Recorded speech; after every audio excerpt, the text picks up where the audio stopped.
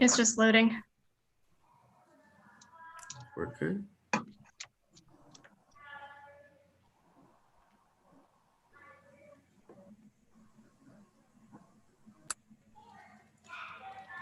Hey, could you take down the gigantic 5 minutes so that I can see the whole group of us? If you go up to your upper right hand corner, click gallery view. Gallery view. Yeah, I did. Oh, all right. Don't you that's doing it. We're live. Okay, good evening, everybody. Welcome to our online joint priorities hearing, what former Delegation Chair Kaiser calls open mic night, where we will hear from numerous people who signed up from Montgomery County, elected officials, folks with organizations, individuals who tell us what they want the delegation to work on during our next legislative session coming up in January. I'm sorry we can't all be together in person, but at least we're able to still provide this great opportunity to hear from the public. Let me start by, I think, congratulating Chair Zucker and Vice Chair Lee from the Senate delegation on their reselection as Chair and Vice Chair of our Senate delegation. Appreciate you stepping up for another year. And I'll just sort of briefly try to explain the mechanics of the evening since we're doing this via Zoom. The meeting is streaming on YouTube, and all of our panelists who have signed up to testify should feel free to watch it on YouTube while they are sitting in the waiting room for the Zoom. And we will let folks in just before their panel is going to be called up into the Zoom room. At that time, you should turn off YouTube, otherwise there's going to be a nasty echo. We'll go through your panel, we'll take any questions, and then we'll ask that you depart from the Zoom chat so we can get the next panelist in. And if you're interested, you can continue watching on the YouTube page that most of you are seeing this on now. And obviously we're going to do our best here, but there may be some difficulties with the logistics of getting the people in. So I hope you'll all bear with us. As you should have been told when you signed up to testify, our elected officials are each entitled to 5 minutes, representatives of groups or organizations 3 minutes, and individuals 2 minutes. Where appropriate, dittos or me toos are welcome. Where appropriate, we want to hear from you, but if you're stating the same position as the speaker to your left or your right in a real environment, the talking head to your left or your right, please feel free to just ditto. The chat function is disabled in the Zoom room, and please be sensible about muting yourselves and when appropriate, blocking off your camera so as not to disturb folks. Obviously, many of you can see the large timer that is up in front of us right now that will be there to help you keep track of your time. And if you start to go over, Chair Zucker or I will interrupt you. A big thank you to Rebecca and Joseph for helping with the logistics of all this. And before we go to our first panel, Chair Zucker, anything you'd like to add? No, nothing to add. This is really about hearing from the public. So I look forward to hearing from the panels. Thank you, Chair Corman. Great. Thank you. And congratulations again to you and my senator, Senator Lee, your vice chair. We are going to start with a panel of elected officials, County Executive Mark Elrich, County Council President Sidney Katz, Mayor Bridget Donald Newton from the city of Rockville, Mayor Kate Stewart, congratulations to you, Mayor Stewart, from the city of Tacoma Park, and from the Montgomery County School System and Board of Education, Superintendent Jack Smith and Shirley Evans. Please just go one after the other. We'll start with the county executive and then just keep rolling through there once he completes. Mr. County Executive, the floor is yours. Hey, thank you very much for this virtual meeting, and good evening to everybody. First and foremost, I want to thank all of you for your efforts last year in Annapolis in advancing the goals of Montgomery County. It was a difficult session for you all, I know that, but we feel like we made progress, and I know you guys worked really, really hard under really difficult circumstances. Needless to say, more trying times are ahead for us. It's going to be a while before we're out of this. But we look forward to working with you as best we can over the next session and making sure that the interests of the county continue to move forward. I also want to thank all of you for your help on the ballot questions in Montgomery County. I had talked with a number of you during the session about the box Montgomery County was in. I want to thank you for your help. It doesn't solve everything, but it does help us move forward. So thank you so much for that. You should have a copy of the county's 2021 priorities in your computers. The document reflects consensus from both branches of government, so I'll highlight a few points about the priorities, and I'll turn it over to Council President Katz. In the county, we're laser focused on the county doing everything we can to defeat the virus so that our local economy can recover as quickly as possible. We have been very conservative in what we've opened, and I've been trying to build consensus with the other county executives, and I think you see some of that emerging over the last 24 and 48 hours. Everybody is getting concerned about where we're heading. The county was the recipient of $183 million in CARES funding, and that we're using to support, strengthening our safety net system and to keep our businesses from shuttering, to help our residents pay their rents, and basically try to minimize the unemployment and the displacement that looms ahead of us. State support for our programs will become more and more important given the resurgence of the virus and the long winter in front of us.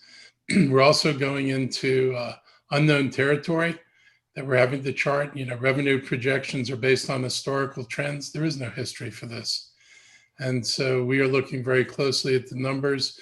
We know high unemployment numbers are, traditionally dictate lower income tax revenues. The good news for this year is our income tax revenues are based on the year that ended December 2019. The bad news for this year is we're making a budget for the coming year, and those taxes are the money that people earned up to December of 2020. So we're waiting to see what our distributions are, and looking especially at income taxes and property taxes. And obviously, whatever happens at the state level and any budget adjustments become necessary, we understand the nexus between the state's physical stability and ours. I want to stress a couple of really important things for us. One is we support the bill that enables Montgomery County to establish a community choice energy program. This is important if we're going to meet our climate goals. A number of people have analyzed that we cannot get there if we do not do the community choice program. We need to make definitive actions on energy in order to reduce greenhouse gases. We would really appreciate your support for it in this session. And transportation, we've got the usual list of projects, but I want to highlight BRT. Business leaders around the region and in Montgomery County have highlighted the lack of infrastructure, particularly bus, as a major impediment to economic development. Northern Virginia counties have been able to move forward with transit projects. I only have to point you in the direction of Tyson's Corner. We need to be able to build the transit we need in this county so we can bring the development we need in this county. Before I turn it over to the council president, I also want to note that Kerwin and K2 education are very, very important to us. You have a very well thought out blueprint, and it seems like excellent public policy as well. And we do assume that some adjustments will be necessary given the COVID-19 challenges, particularly in light of enrollment declines elsewhere in Montgomery County and elsewhere. But we hope that we maintain the funding base and the support for the school systems, because this school system is one of the major reasons people come to Montgomery County.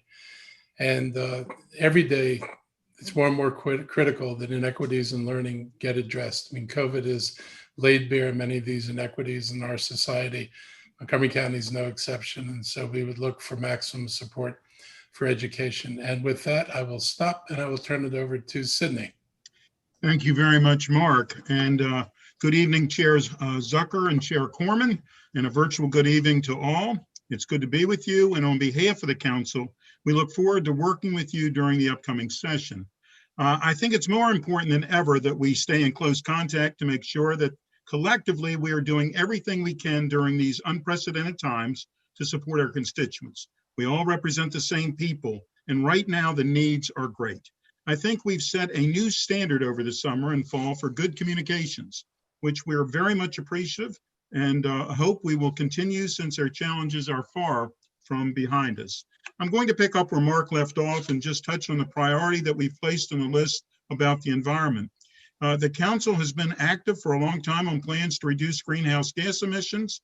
The county will be finalizing a new plan early next year. I know that drafts have been shared with some of you, and we just ask that you keep our goal of achieving zero greenhouse gas emissions by 2035 in mind when you consider state proposals that may affect that goal. On the health and human service front, we are always concerned about ensuring that we have adequate supports for our disabled community. Our community services providers are the bedrock of that support system, so we are very sensitive to their needs. I know you are too. We know you have been very active over the summer, both the Senate and the House, working on how you will reform policing in Maryland. The county has also been active with the council passing bills relating to the use of force in community policing earlier this summer, and the executive's creation of the Reimagining Public Safety Task Force.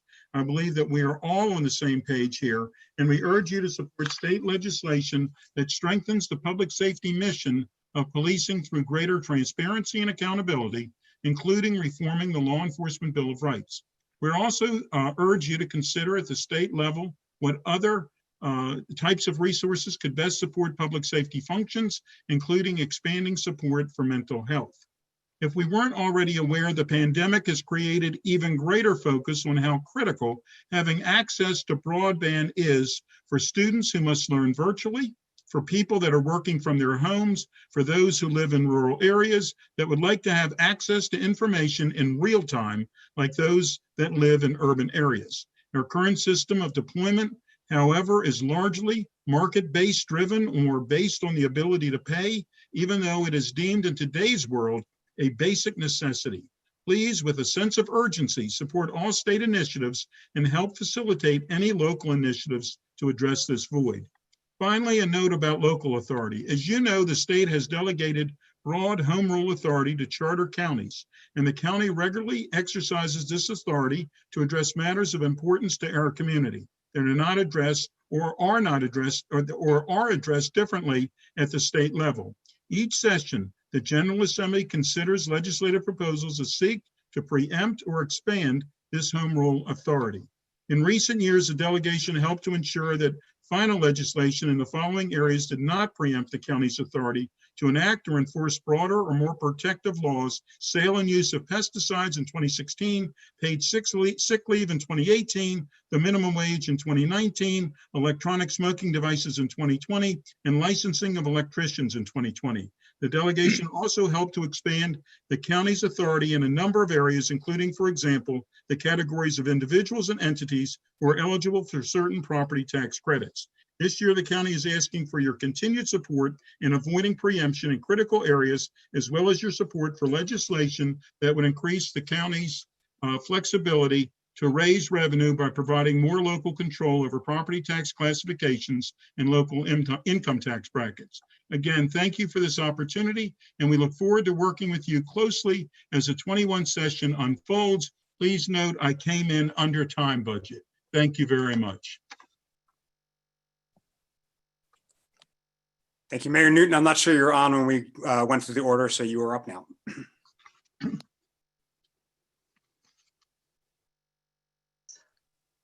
Thank you, and I apologize. You'd think after 9 months of Zoom and WebEx, I could figure it out, but tonight has given me a run for my money.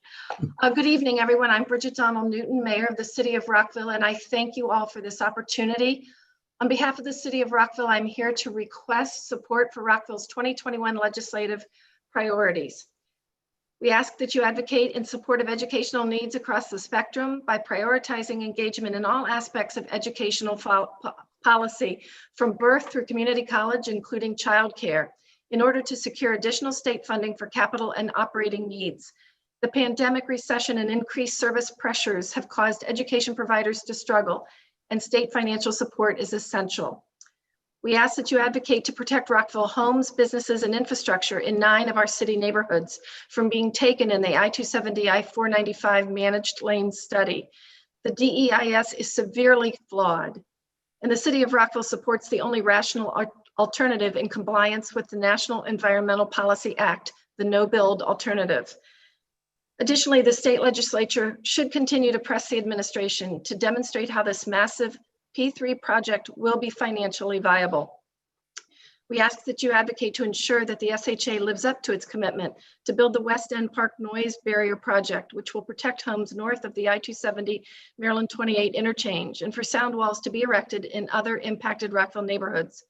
We await further information from SHA as to whether they will fully fund the cost as part of the I-270, I-495 managed lane study or per an MOU between the city and state highway administration.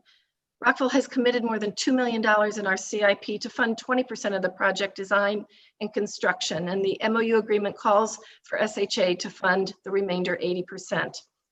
We ask that you advocate in support of climate change policy initiatives, including but not limited to climate resiliency, floodplain planning and resilience, community choice aggregation, electric vehicle incentives, and renewable energy.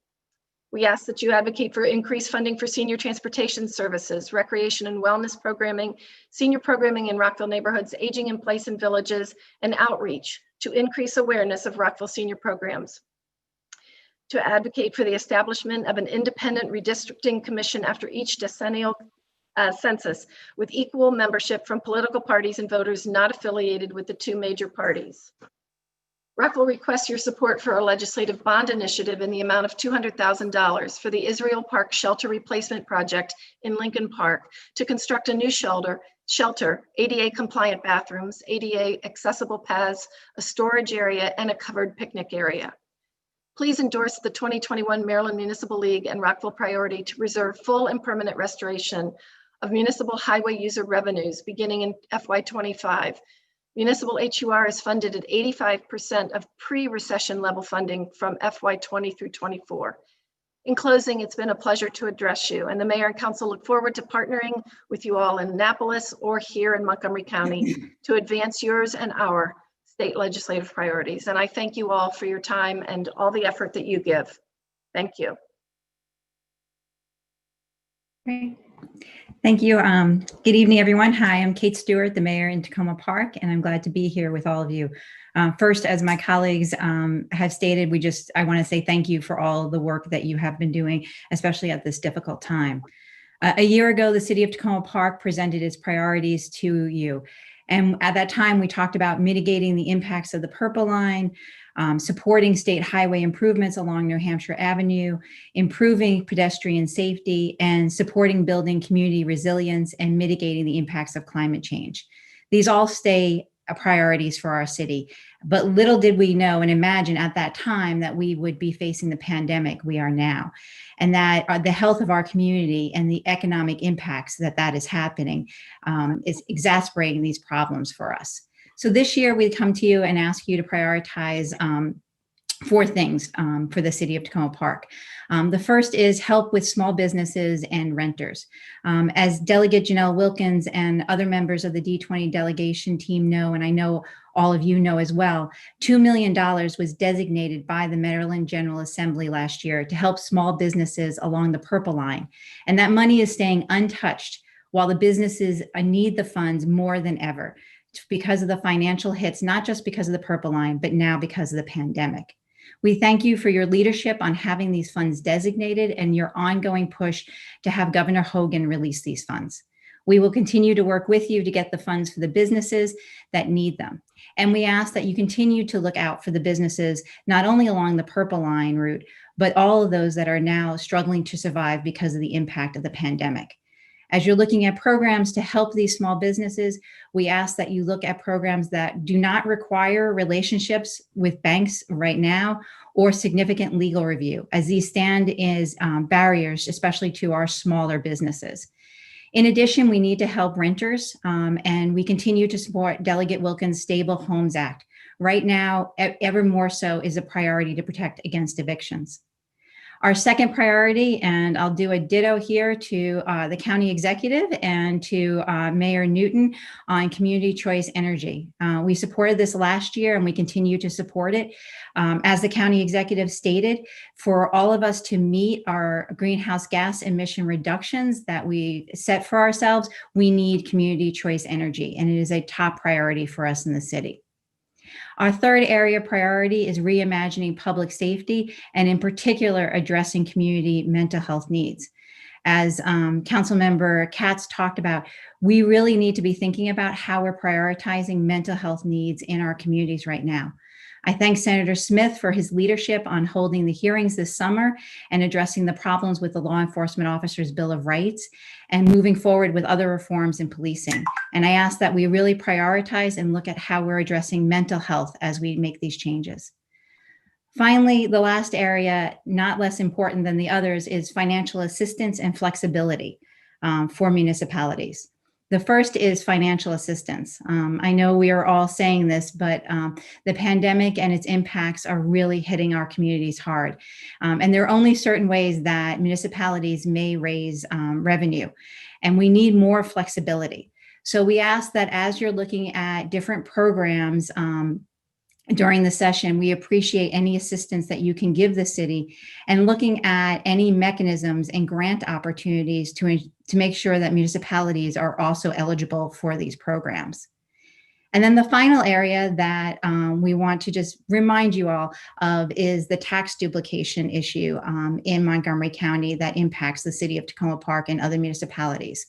As we look for ways to help our residents and businesses in need during these pandemics, we absolutely need the full amount of tax duplications that are due from Montgomery County. Under state law, Montgomery County is a shall county when it comes to addressing tax duplication with its municipalities. Particularly in these difficult times for our residents, it is very difficult for them to be being taxed twice for services they receive from one governmental entity. And so as we move forward, possibly not in this session, but in the future, we ask you to keep this in mind, and the city of Tacoma Park will be coming back to our request to you to look at the Maryland Property Tax Code for assistance in this area. Again, we just want to thank you for your work on behalf of our community, and we look forward to working with you all in the future. Thank you very much.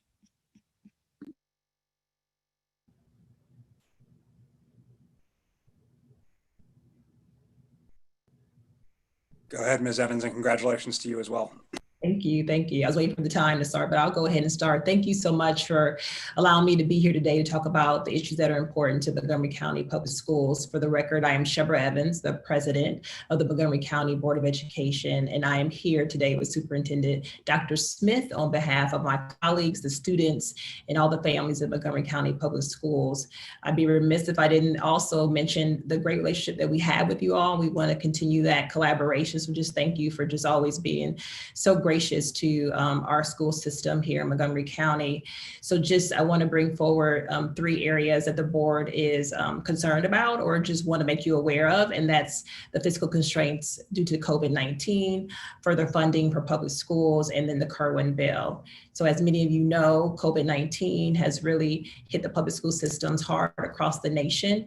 And so as a result, MCPS has really experienced a significant reduction in our enrollment this year, particularly in the area of pre-K and elementary schools. But we are confident that once the nation gets the pandemic under control, that we will see those students return, as well as our normal cohort of students that come every school year. So we just ask that if you could help us and consider revising the current COMAR requirements that include that in the event of extension circumstances, that there should be a waiver for maintenance of effort that revises the formula to assist with enrollment loss due to COVID-19. This may include taking a pause in legislation, activities and proposals that would have a fiscal impact on school systems. You know, with the further funding of schools, of our public schools, we know that across the country that the economy has been struggling and impacted by COVID-19 as well as school systems. So we just ask that if you bring forward any education bills, that there are not any unfunded mandates.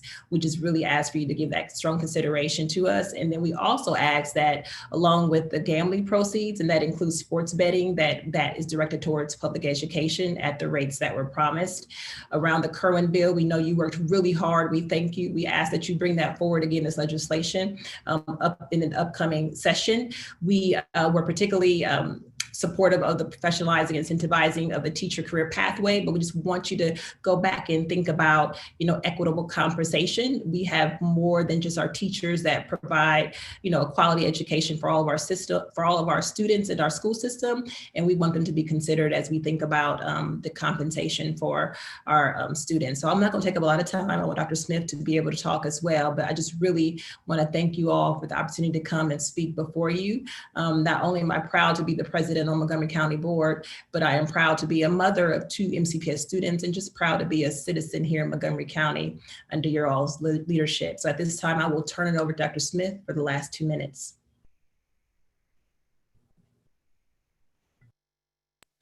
Dr. Smith, you're on mute. I'm sorry, those are the words of 2020. You are on mute. Good evening, Senator Zucker, Delegate Corman, and esteemed members of the Montgomery County delegation. We very much appreciate this opportunity to testify about the legislative priorities for our school system. The Montgomery County Public School declined in enrollment this year due to COVID-19.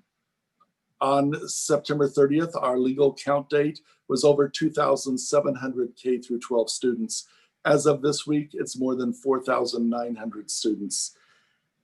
The ability to serve our students and our continued focus on equity with a laser-like attention, as well as our ability to serve students when they return to the system after the COVID pandemic is under control, is truly in jeopardy. And as Ms. Evans said, we ask that you look at the maintenance of effort funding and the funding structures in the state of Maryland, given that enrollment is a very large part of how school systems are funded at both the state and local level. We also ask, as you look at the Kerwin legislation, that you go back and consider, as Ms. Evans said, that almost 10,000 of our employees in Montgomery County, as well as thousands across the state, serve students every day as bus operators, front office staff, principals, paraeducators, building maintenance staff, IT workers, cafeteria workers, and many others. So we ask that you look at that compensation and think again about the parity that is needed to operate school systems as well as serve our students' well-being and their learning. We so appreciate all you do on behalf of students and on behalf of our community, and wish you the very best. Thank you. Well, thank you, Mr. Superintendent and President Evans. We'll now turn to, I don't see any questions, so we'll now turn to the next panel. We'll turn to Trisha Swanson with the Montgomery County Chamber of Commerce, Tiffany Jones, Montgomery County Community Action Board, and Demian, University of Shady Grove, Shirley Brandt, University of Shady Grove Board Advisors, Tiffany Flowers, University of Shady Grove, Mike Knapp, Montgomery College Board of Trustees, Rayna Ramos, Montgomery College, Tacoma Park, Megan Barrett, Montgomery College, Germantown, and Patricia Labonko, Montgomery College. Why don't we start with you, Ms. Swanson? And for all those that aren't speaking, please remember to mute yourself. Ms. Swanson. Thank you so much. Good evening, Chairs Corman and Zucker, Vice Chairs Carr and Lee, and members of the Montgomery County delegation. My name is Trisha Swanson, and I am Vice President of Government Relations at the Montgomery County Chamber of Commerce. I wanted to start by thanking many of you for your ongoing advocacy throughout this pandemic on behalf of our small business community. Our chamber remains passionate about transportation, housing, education, and other important issues. However, my remarks tonight will specifically focus on COVID-19 supports. Over the last 7 months, our chamber has been advocating at the local, state, and federal level on behalf of our members. We've hosted webinars on best practices in this new COVID-19 world. And throughout these webinars, and in advocating for our members, 2 general themes have emerged: specific supports for small businesses and supporting our workforce. So in looking at specific support for small businesses, there are 3 main issues I want to highlight. Liability. As the private sector contributes to the COVID-19 response, it faces liability challenges. As a result, private companies will require protection from exposure. And hopefully as the crisis subsides sometime soon, Maryland businesses will require liability protection to resume commerce without the fear of lawsuits. Unemployment assessment percentage. Every effort should be made by the state to replenish funds taken from the Unemployment Insurance Trust Fund as a result of the COVID-19 pandemic. And related to that concern, unemployment insurance claims made by an employee during the COVID-19 pandemic should not be counted towards an employer's experience rating. Economic sustainability. The economic impact of COVID-19 is unprecedented and overwhelming in its implications for small businesses. And any way that we can support businesses financially as they work to overcome and rebuild from the pandemic is imperative. This might include credits, incentives, or other favorable tax treatment. And now shifting over to our workforce, there are 2 big buckets I wanted to focus on: childcare and virtual learning. A top concern we're hearing from our members about supporting their employees is balancing working from home and supporting their children in a virtual learning setting, investing in childcare and allowing those childcare businesses to safely reopen with the proper protocols and supplies is imperative. And finally, access to reliable high-speed broadband internet. Even in Montgomery County, we have many pockets of the county where employers, employees, and students cannot access reliable broadband. And as we look towards many more months of working from home, we must ensure that everyone has access to this essential service. The Chamber looks forward to working with each of you during the upcoming legislative session. Again, I thank you for the opportunity to testify today. Thank you very much. Tiffany Jones. Good evening. My name is Tiffany Jones, and I'm the chair of the Montgomery County Community Action Board. Thank you for your leadership during the COVID-19 emergency and for your ongoing commitment to the lower income community. Through the TEST Community Action Center Head Start program, our agency's many nonprofit partners, and from participants from our board's advocacy training program, we have heard directly from residents who continue to face an unprecedented increase in needs. First, we want to draw your attention to two underlying issues that impact so many of the priorities that I will share with you. The digital divide, including access to technology and internet connections. Children do not have the same access to remote learning options, often causing them to fall further behind their peers.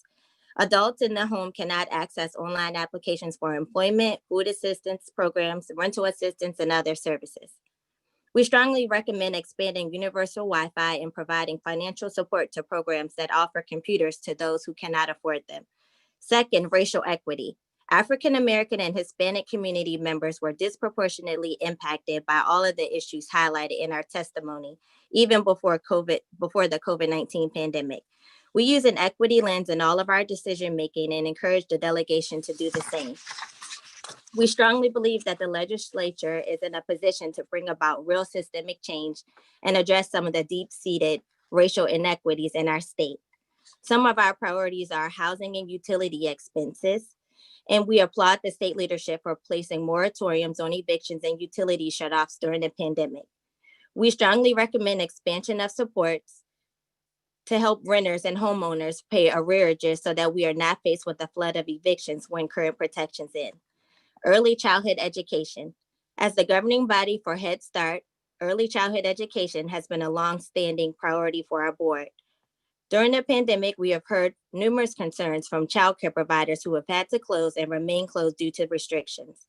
We recommend providing financial support for childcare providers so that they can stay in business and maintain a capable workforce. We also recommend expansion of childcare support for lower income parents. Another priority of ours is the economy, employment, and workforce training. The pandemic has brought immense hardship to so many in our community, including undocumented individuals who are not eligible for unemployment, the economic impact payments, or other support. We express our deepest gratitude to you for including funding for whole family approaches in the state budget. We ask that the delegation continue to support the whole family work, especially in these difficult times when the critical needs of families are so great. Thank you so much. Thank you. Now we'll turn to Ann Kademian. Good evening. I'm Ann Kademian, the new Executive Director of the Universities at Shady Grove and longtime resident of Montgomery County. I'm excited to be in this role after 17 great years with Virginia Tech. I'm honored to address the delegation tonight, along with USG's Board of Advisors Chair Shirley Brandt and Student Council President Tiffany Flowers. As you know, the Universities at Shady Grove is Montgomery County's four-year institution of higher education, where 9 universities partner to offer 80 degrees and certificates on one campus in the heart of Montgomery County. Our focus is on access, affordability, workforce development, entrepreneurship, and innovation for the county. About 12,000 students have graduated through USG in 20 years, and nearly 90% begin grad school or work in the region. More than 60% of our students are first generation or from underrepresented communities. If not for USG, most of our students would not be able to pursue a degree on another campus away from home. And most of our students graduate debt-free thanks to the generosity of our donors, including many of you. Tonight, I want to share 2 important points about USG. First, what is special, unique, and critically important for you to know is this: USG serves a dual mission, offering a superb and affordable college education for thousands of people in our future workforce, and equally important, serves as a safety net for ambitious, often low-income county residents who get as much from USG's critical services as they do from what they learn in the classroom. Student services at our campus, such as counseling and mental health, technology access, and job placement, are pivotal for ensuring the success of these students. In recent years, we have absorbed significant budget cuts, even prior to the fiscal impacts of the pandemic. To be clear, if we were to suffer additional cuts, many of these vital services that are so crucial to student success would be in jeopardy. Now more than ever, we need to invest in our future, represented in the incredible and uniquely diverse population of students that we serve at USG. Second, thank you to each of you for your support and investment in the new state-of-the-art biomedical sciences and engineering education facility at USG. This tremendous asset is mostly empty today due to COVID, but it should never be empty because we failed to invest. Critically, now we need you to be the guardians of this great promise for the future, providing the resources to maintain, equip, and activate this great asset. You were there at the groundbreaking, you were there at the ribbon cutting. If you want to be there for the graduations, we need your support now and going forward. I ask you to be the eyes and ears of USG in Annapolis, to work with us to protect the safety net for our students at this critical time, and to be the guardians of innovation in the biosciences and engineering that is foundational to economic recovery and economic development in the county and the state. Thank you for listening, and we look forward to working with you.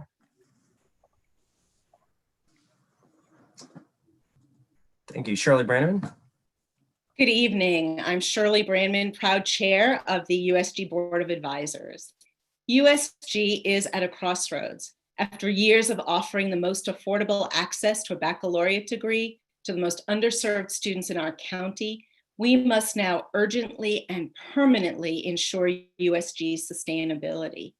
Recently, Chancellor Perman submitted an update on the status of the JCR Commission recommendations, and it makes clear that there is much work to do. The Commission called out USG as a success story that should be recognized and celebrated. I could not have said it better. The update reaffirms the commitment to fully realizing the potential of USG as an innovation test site uniquely situated in the STEM corridor of Maryland. And in this moment of racial reckoning, USG serves as a model for equity and inclusion with successful outcomes. So we have much to be proud of, and our board is deeply grateful to all of you for the support that has brought us to this point. But more is required if we are truly to ensure the fiscal viability of USG.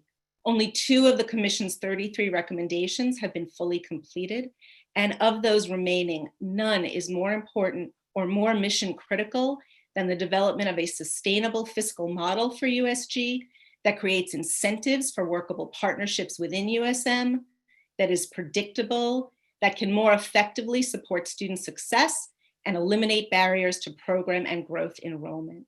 USG is Montgomery County's public university, and we need you to remain vigilant in realizing our shared expectation that USG have the resources to meet our county's higher education needs. We ask that you continue to question and push and stay laser focused on ensuring that the recommendations are implemented effectively and in a timely manner. We are very grateful for all that you do. We stand ready and willing to work with you. Thank you. Thank you. Tiffany Flowers, you're up.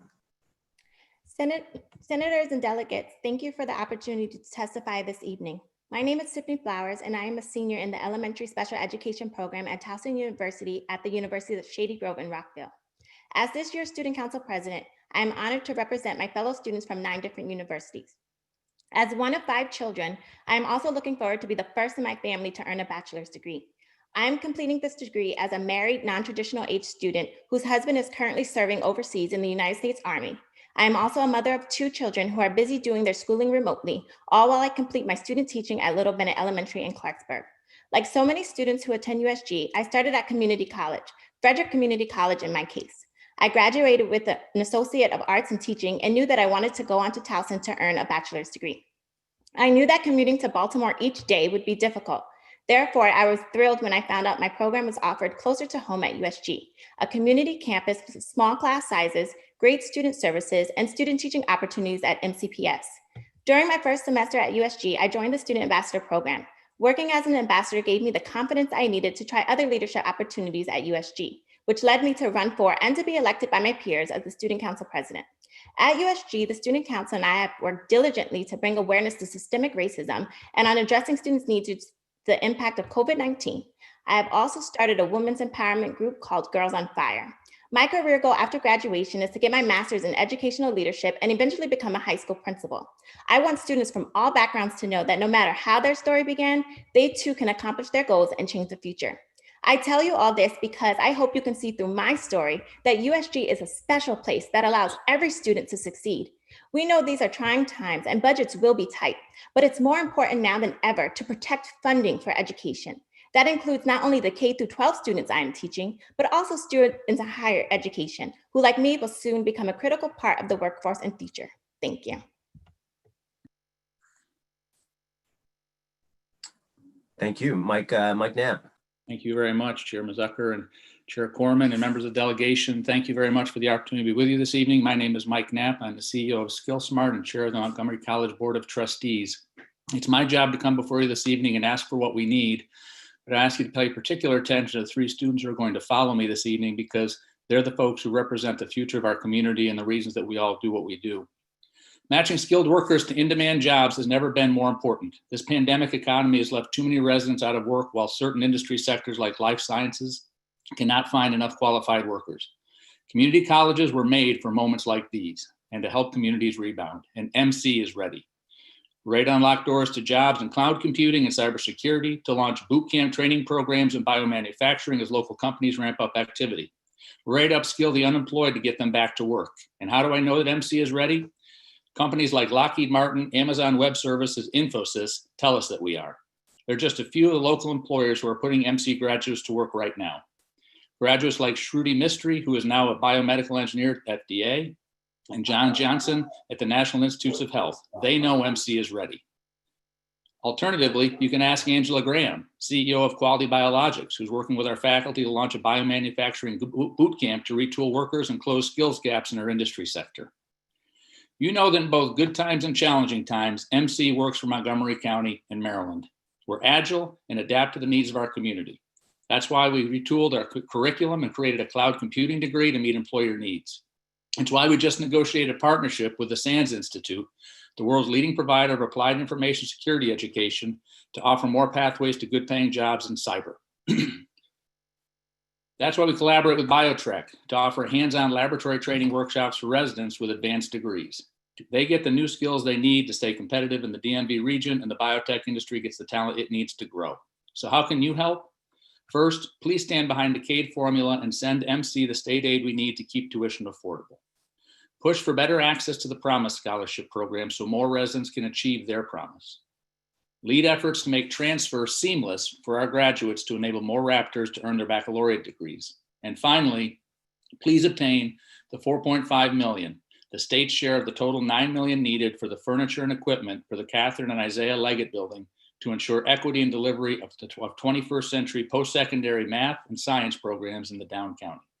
On behalf of Montgomery College, thank you for your continued support of your community's college. Thank you. Rayna Ramos.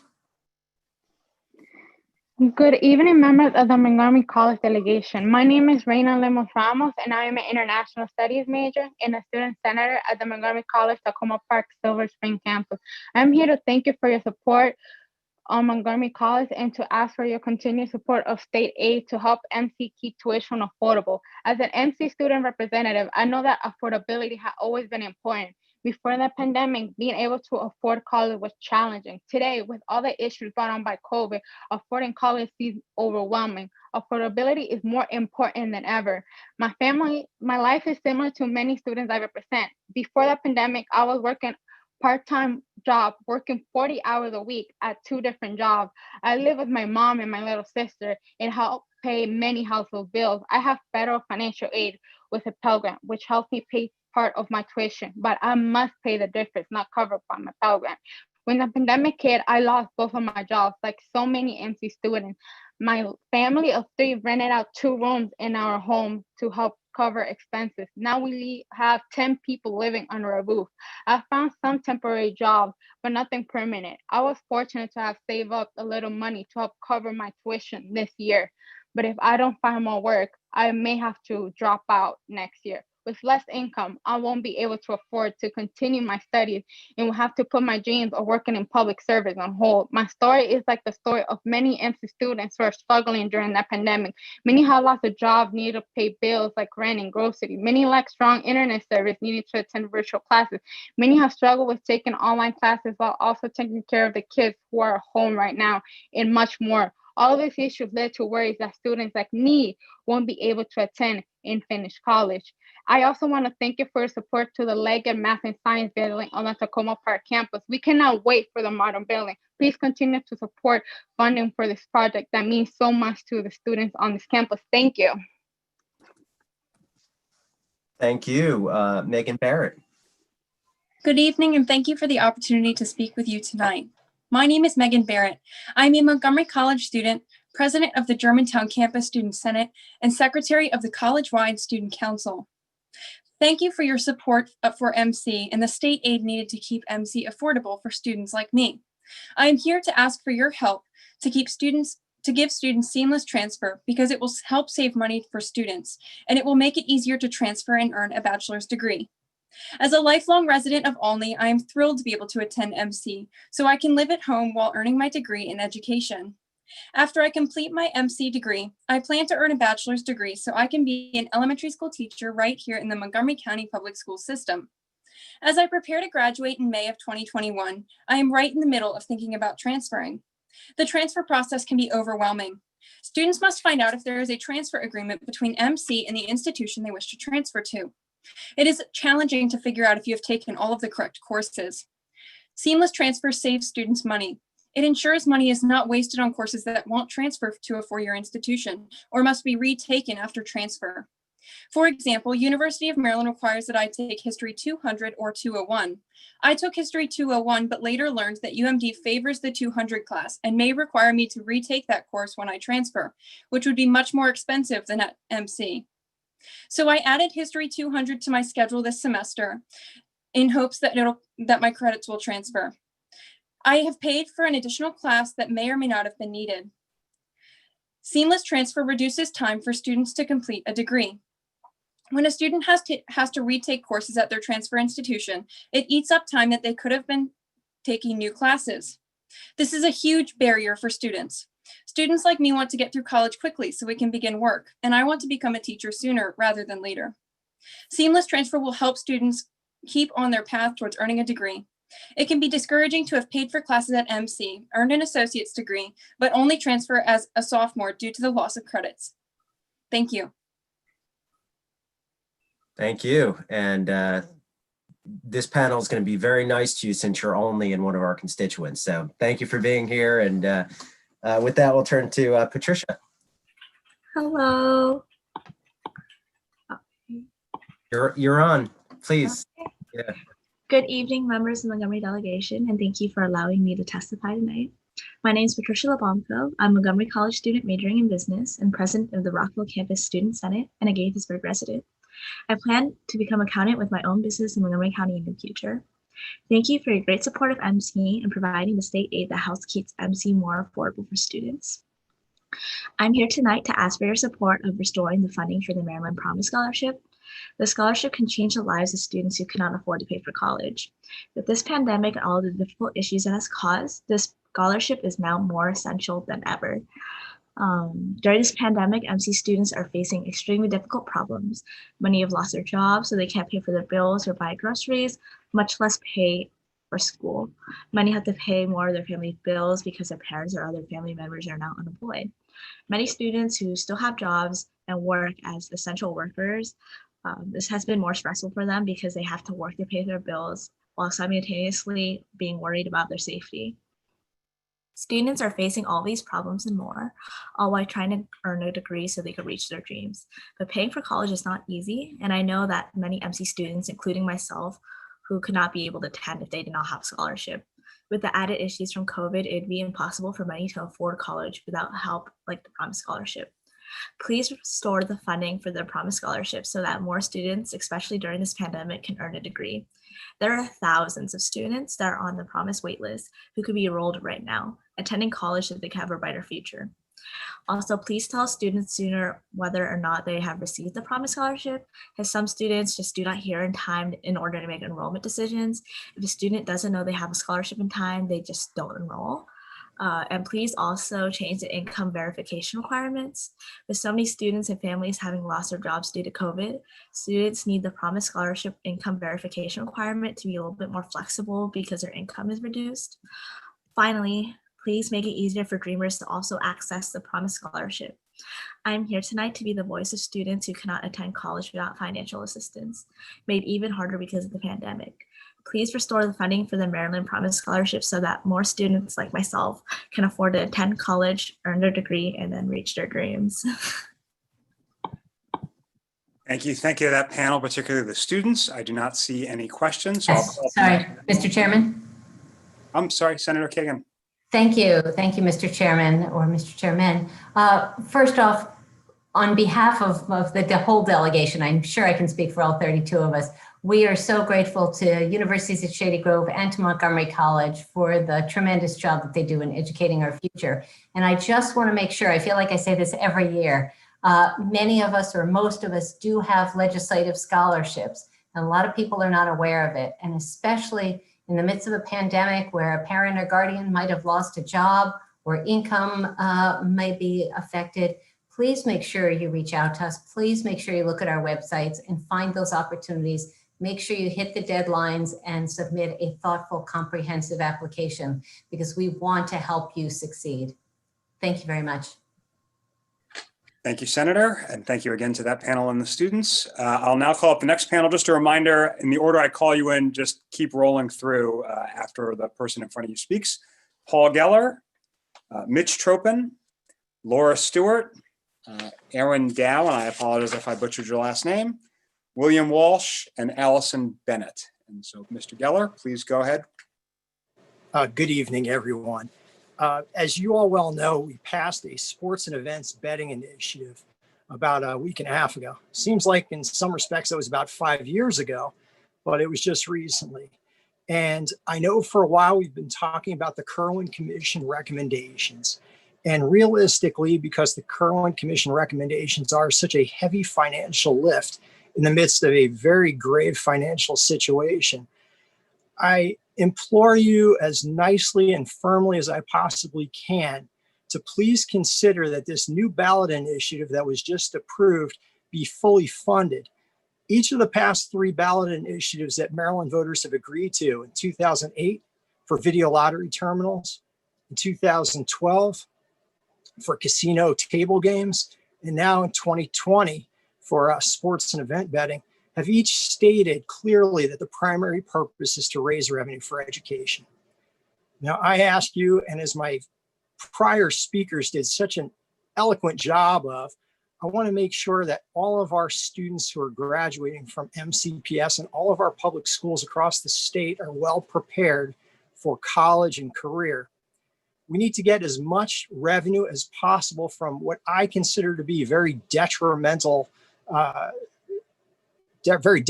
thing, and that's sports betting of any sort. However it is here. And I ask you one simple thing, request 50% of the entire gross take on sports betting to benefit our public school students across this state. Right now, we're only getting 15% of table game revenue, which is appalling, and we're only receiving 38.2% of video lottery terminal revenues.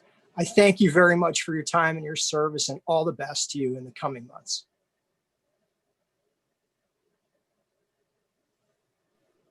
Mr. Tropin, you're on mute.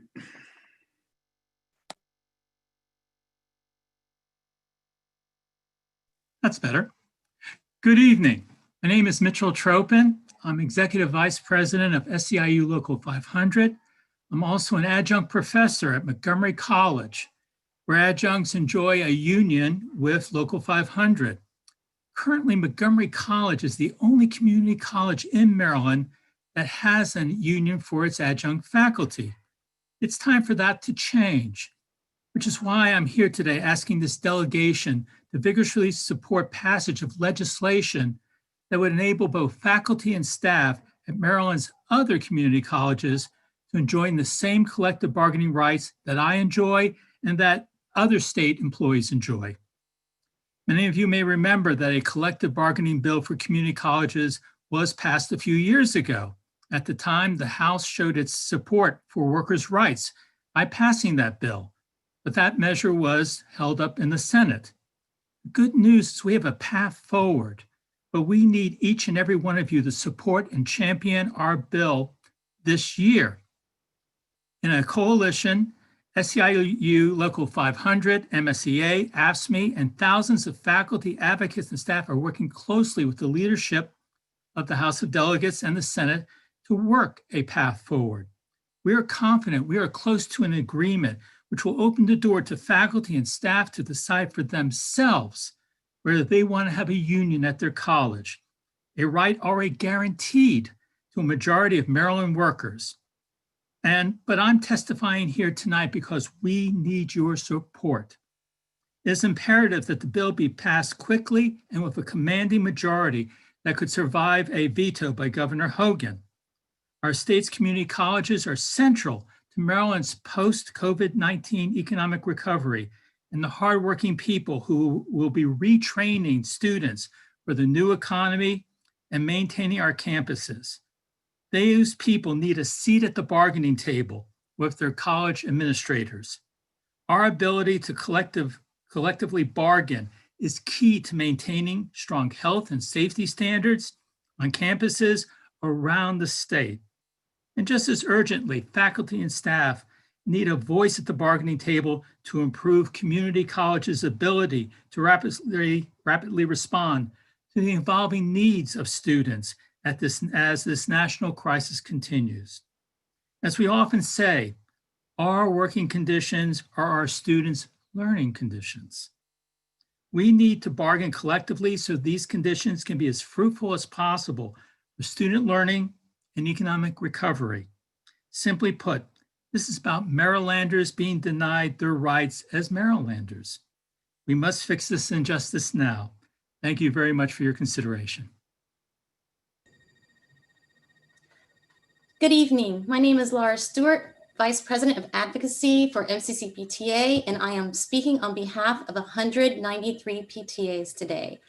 We recently passed our advocacy priorities for the year, and you won't be surprised that the COVID-19 emergency dominated the conversation.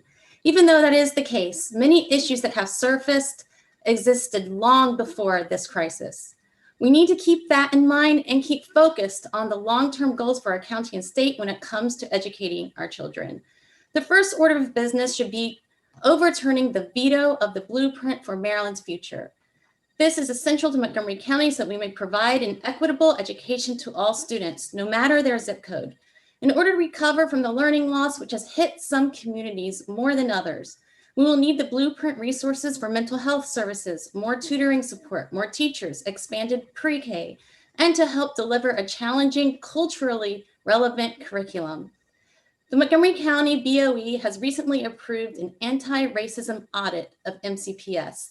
The blueprint will help our system eliminate some of the inequities that perpetuate the opportunity gap for our Black and Brown students. After you overturn the blueprint veto, please pass and implement the Built to Learn Act, which is more important now than before the COVID-19 emergency. Our old HVAC systems need to be updated in order for schools to open safely. MCPS needs $6.8 million to get the upgraded filters and updates to HVAC systems before students may return to the classroom. They found $3 million they could repurpose, but eventually they will need more. And at this time, the County Council has not allocated that money. We must assure teachers that when the metrics allow for a return, they will have adequate PPE. There are other concerns about the county budgets. Maryland should hold them harmless due to the loss of enrollment due to COVID-19. There are also concerns that more teachers will need to be hired in order to eventually have a hybrid option for students. Please keep these factors in mind when passing legislation this year. Families continue to need financial support as well, and they need the state to help so they can get the basic necessities to get through this crisis. One of those necessities is access to broadband internet, now an essential for all children. Some students' learning loss will be so dire they might need an extra year to receive all the instruction they need to graduate. Please keep that in mind. There are other priorities we would be honored to work on throughout the year, including safe routes, healthy environments, and transparent data. We appreciate all the work you put in last year to pass the Blueprint and the Built to Learn Act. You laid the foundation. Now it's time to build the scaffolding to support our children's and Maryland's bright future. Thank you.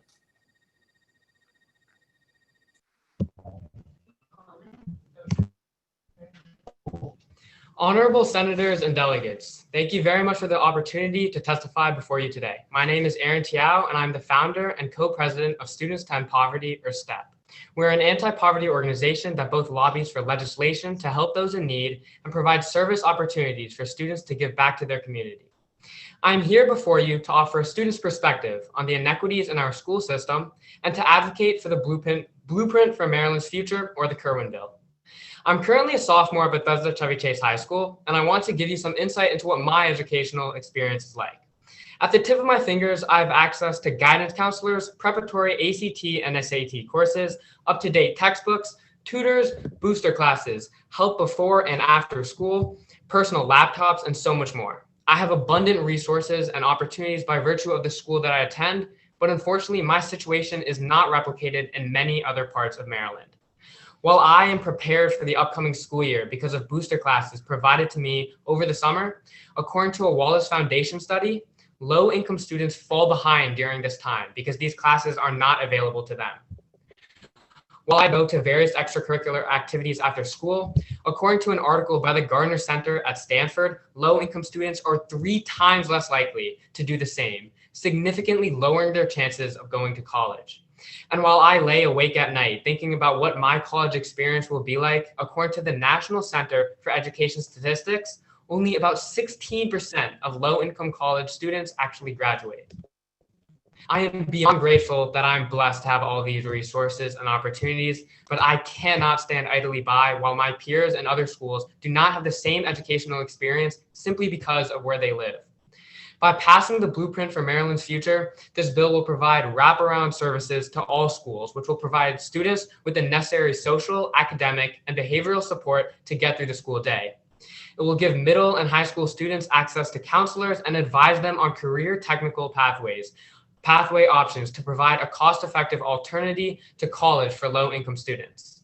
It will increase funding in areas of concentrated poverty to support intensive services for students and their families, and so much more. This bill will not solve every problem low-income students face, but it will bring us closer than ever before to our goal of equity in education in Maryland. I understand that each of you is already supporting this bill, and I thank you for your support. With the help of Strong Schools Maryland, my organization, Students to End Poverty, has launched a letter writing campaign with schools across the state. We are focusing on districts where General Assembly members do not currently support this bill. We would love to know more ways we can help you pass this bill with a veto-proof majority. Thank you again for this opportunity to appear before you.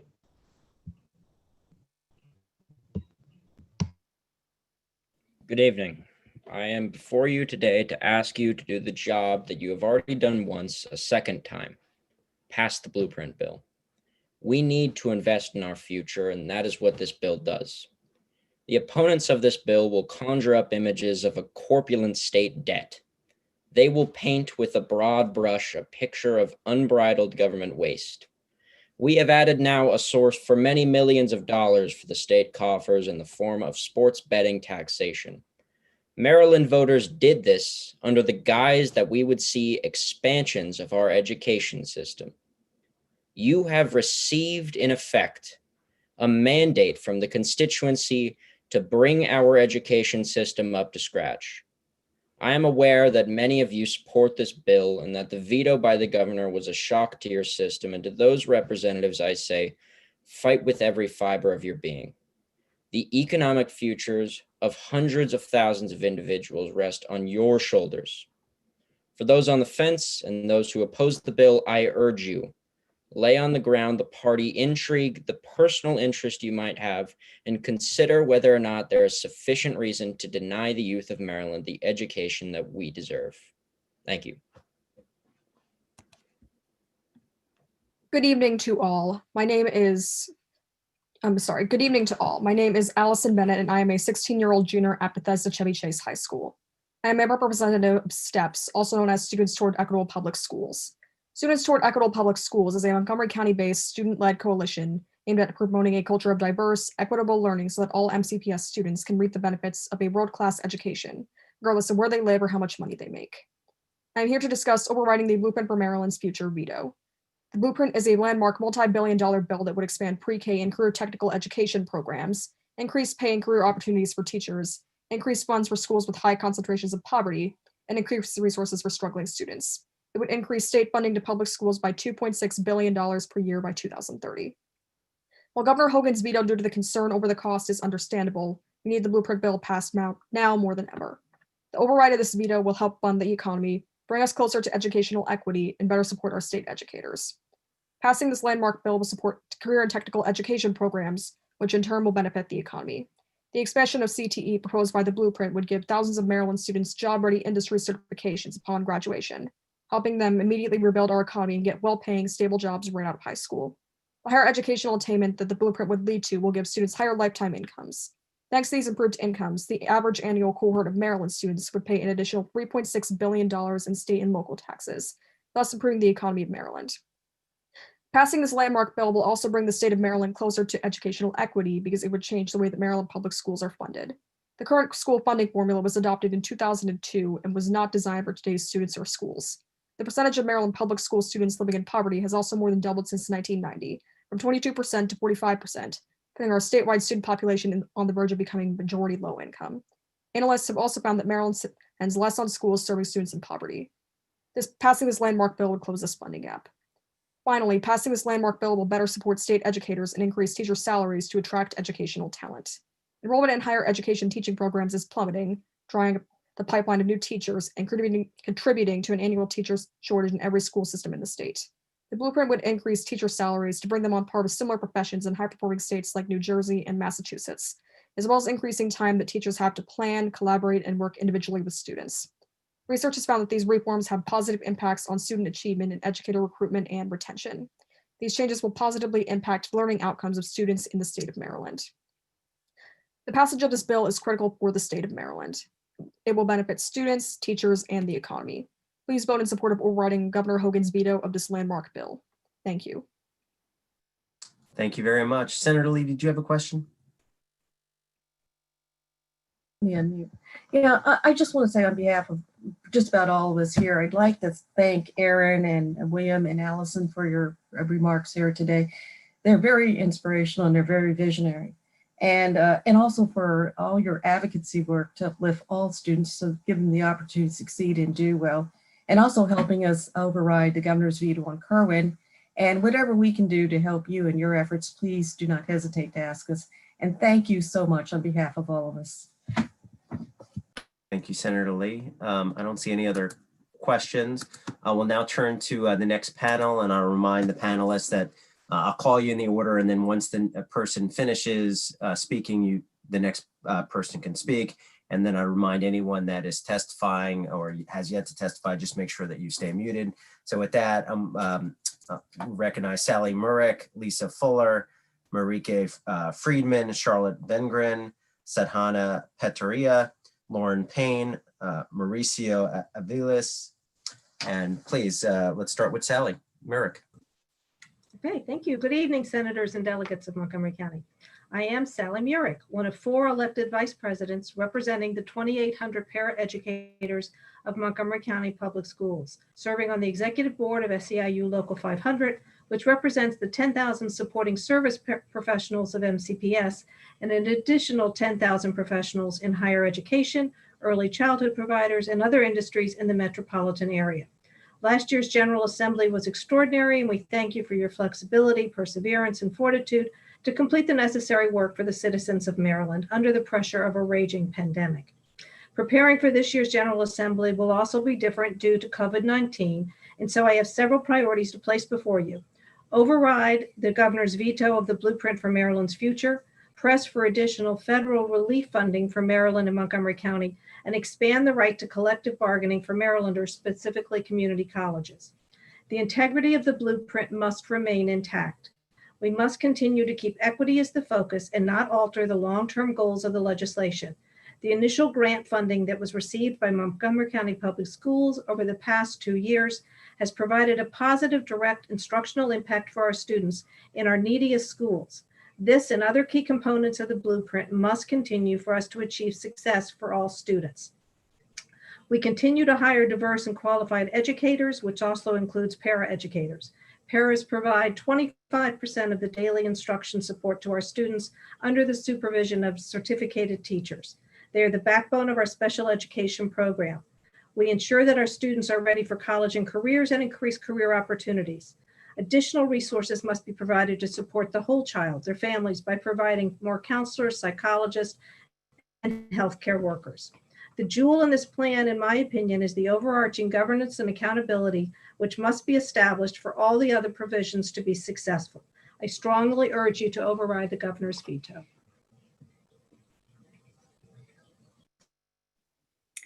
Good evening, everyone. Thank you for having me. My name is Lisa Fuller. I live in District 15, proudly live in District 15.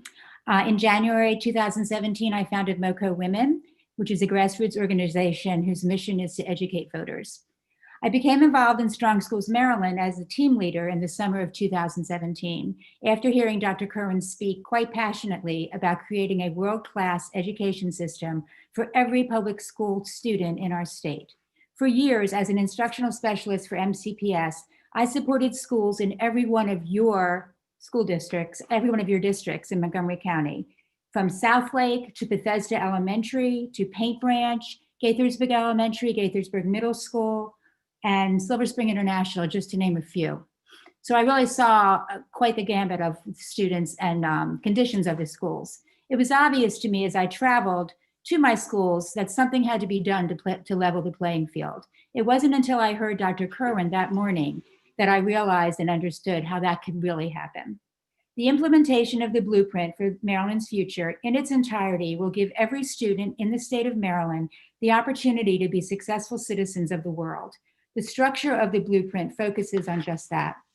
I have met with many, many audiences over the past 3 years and explained the 5 policy areas to them.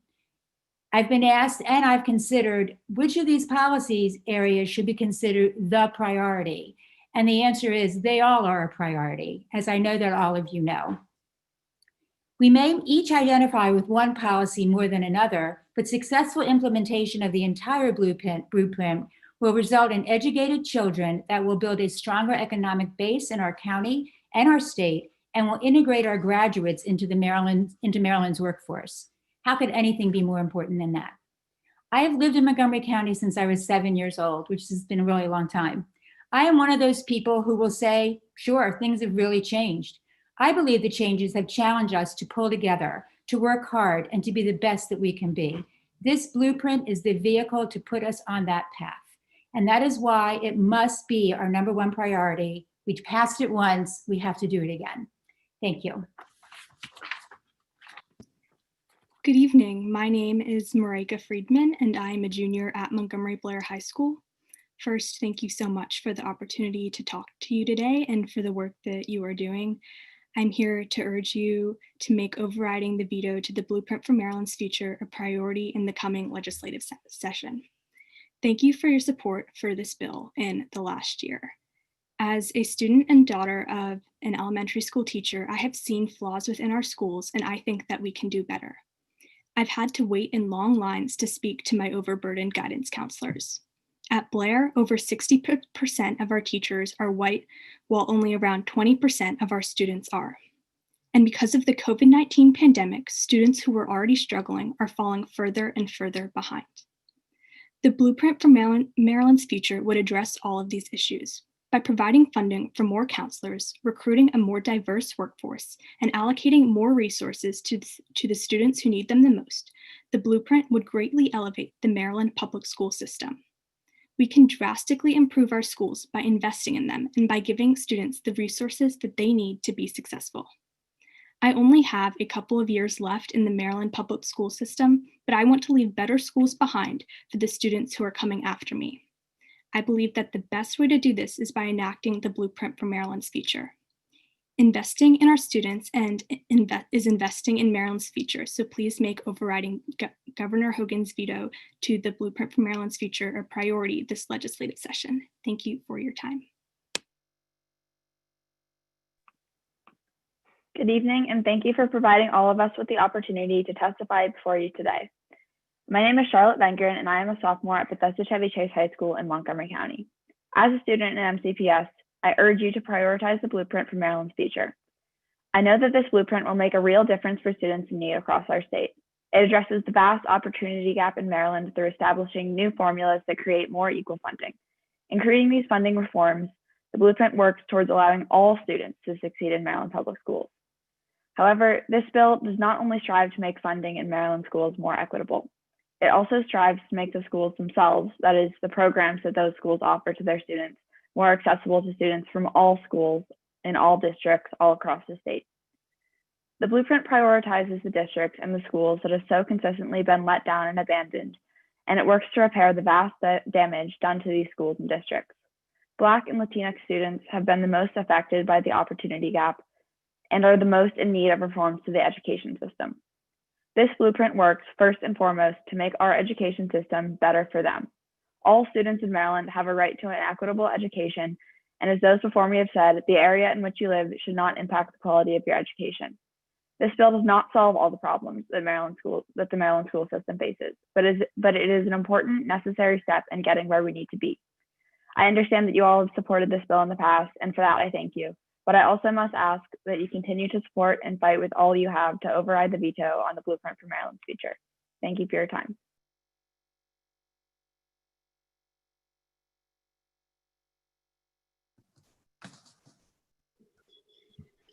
Good evening. Yep, go ahead. Good evening. My name is Sadhana Gupta, and I attend Bethesda Chevy Chase High School as well. I'm speaking today as a member of Students to End Poverty, and I'm here to urge you to make the blueprint for Maryland's future a priority, as students before me have already done so. But as a student, I have seen firsthand the effects of the enormous opportunity gap in our system. In a report done by the Office of Legislative Oversight in 2019, this inequity was highlighted. Black and Latinx students were only up to half as likely as Asian and white students to demonstrate proficiency in math or English language arts or college readiness based on their SAT or AP and IB performance. Additionally, according to district data trends, Black and Latinx students only made up 43% and 36% of AP and IB classes. This is in comparison to their Asian and white counterparts, who made up 74% and 64% of the enrollment. And I'm sure you've already heard these troubling statistics since this trend has existed for years. It is time that we change that because students in our school system deserve access to the same opportunities. The blueprint will combat these issues by increasing free readiness programs, as well as providing free access to the SAT, ACT, and career licensure exams. It will expand access to AP and IB courses around the county to ensure that a student's background doesn't prevent them from taking challenging courses. The blueprint is our opportunity as a county to make a real change that will last for generations. And I'm asking you to invest in our futures as students, soon to be voters, and the next generation of leaders. Thank you for your time. Good evening, everyone. Thank you so much for allowing me to speak here today. My name is Lauren Payne, and I'm a senior at Bridgeton Montgomery High School in Rockville, and I'm here on behalf of the Students Integration Coalition in support of a much-needed change in school boundaries in the Montgomery County public school system. As a student in Montgomery County who has attended multiple different schools, I've seen firsthand the differences in overall inequity in our school system. In this quote-unquote diverse county, the underlying lack of inequity and segregation is very apparent, and the students are very aware of this. The majority of Black and Brown students attend schools in high poverty areas, while white and Asian kids make up the majority of low poverty schools. There has been a major increase in stratification based on race, ethnicity, and income. This increased stratification causes major disparities in test scores, sports teams, booster clubs fundings, and overall access to opportunities. From kindergarten to 6th grade, I went to a majority minority school where I vividly remember seeing Black and Brown kids have limited access to resources and overall educational opportunities. then to going to a majority white middle school in Bethesda, where I was one of the only few Black kids that attended there. I went from being surrounded to kids who had no access to these different resources, who were the only people to speak English in their family, to going to majority white school where kids were able to pay for tutors just in 8th grade. And these tutors ultimately aided them in scoring higher in standardized testing. This boundary study is much needed and long overdue.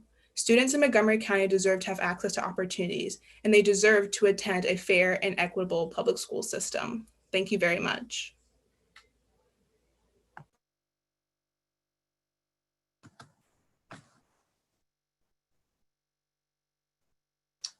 Mauricio? Hello, my name is Mauricio Quintero Vilas. I attend Northwest High School in Montgomery County, Maryland, and I'm here testifying for the reintegration of schools. Today, I will share with you alarming facts about our school system in the hopes that it will urge you to support redistricting. There are huge disparities in PTA, foundation, and booster club funding that affords students many more opportunities. There are disparities in access to sports. The impact of not doing a system-wide boundary assessment for 30 years is that we have 10,000 students and over 434 portables. Some schools in our county are hundreds of students over capacity. Others are at more than 200% utilization, with up to 14 portables at a single school when there is space at nearby schools. As the school system has grown by 30,000 students over the last 20 years, outdated boundaries haven't kept up with populating shifts. Only 66% of all students attend the school closest to their home. The rest are assigned to schools further away, not including students in magnets or special programs. Future support for an efficient boundary plan could mean many students attend closer schools. And we really need to reduce bias in the next generation by exposure to as many backgrounds as possible, because our generation still appears to be gripped by racist attitudes and opportunity hoarding.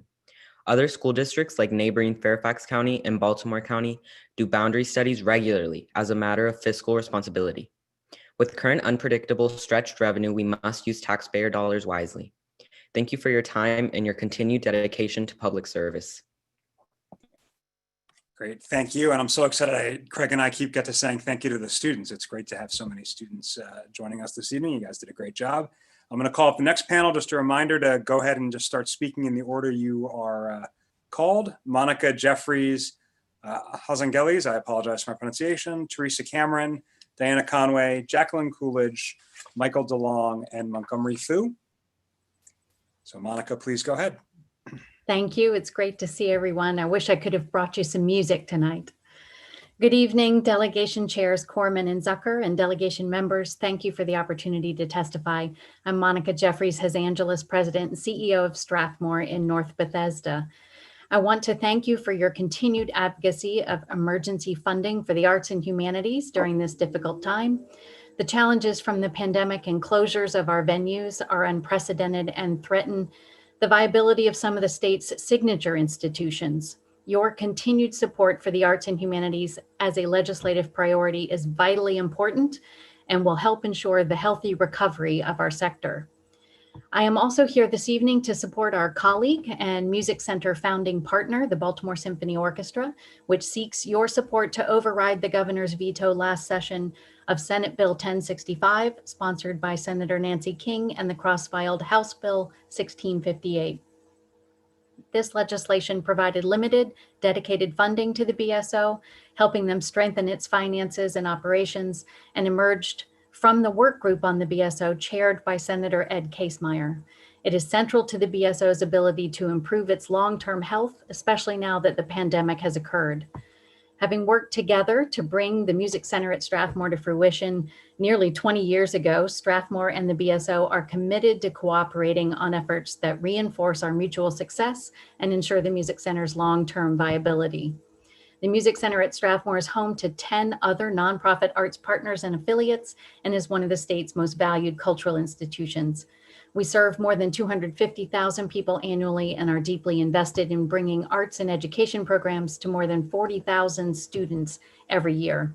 This lively and diverse ecosystem thrives when each partner is healthy and stable. Since their arrival, BSO President and CEO Peter Chomey and Vice President Teresa Cameron have demonstrated a sincere and invigorated commitment to Montgomery County. The orchestra has increased the number of its presentations at Strathmore.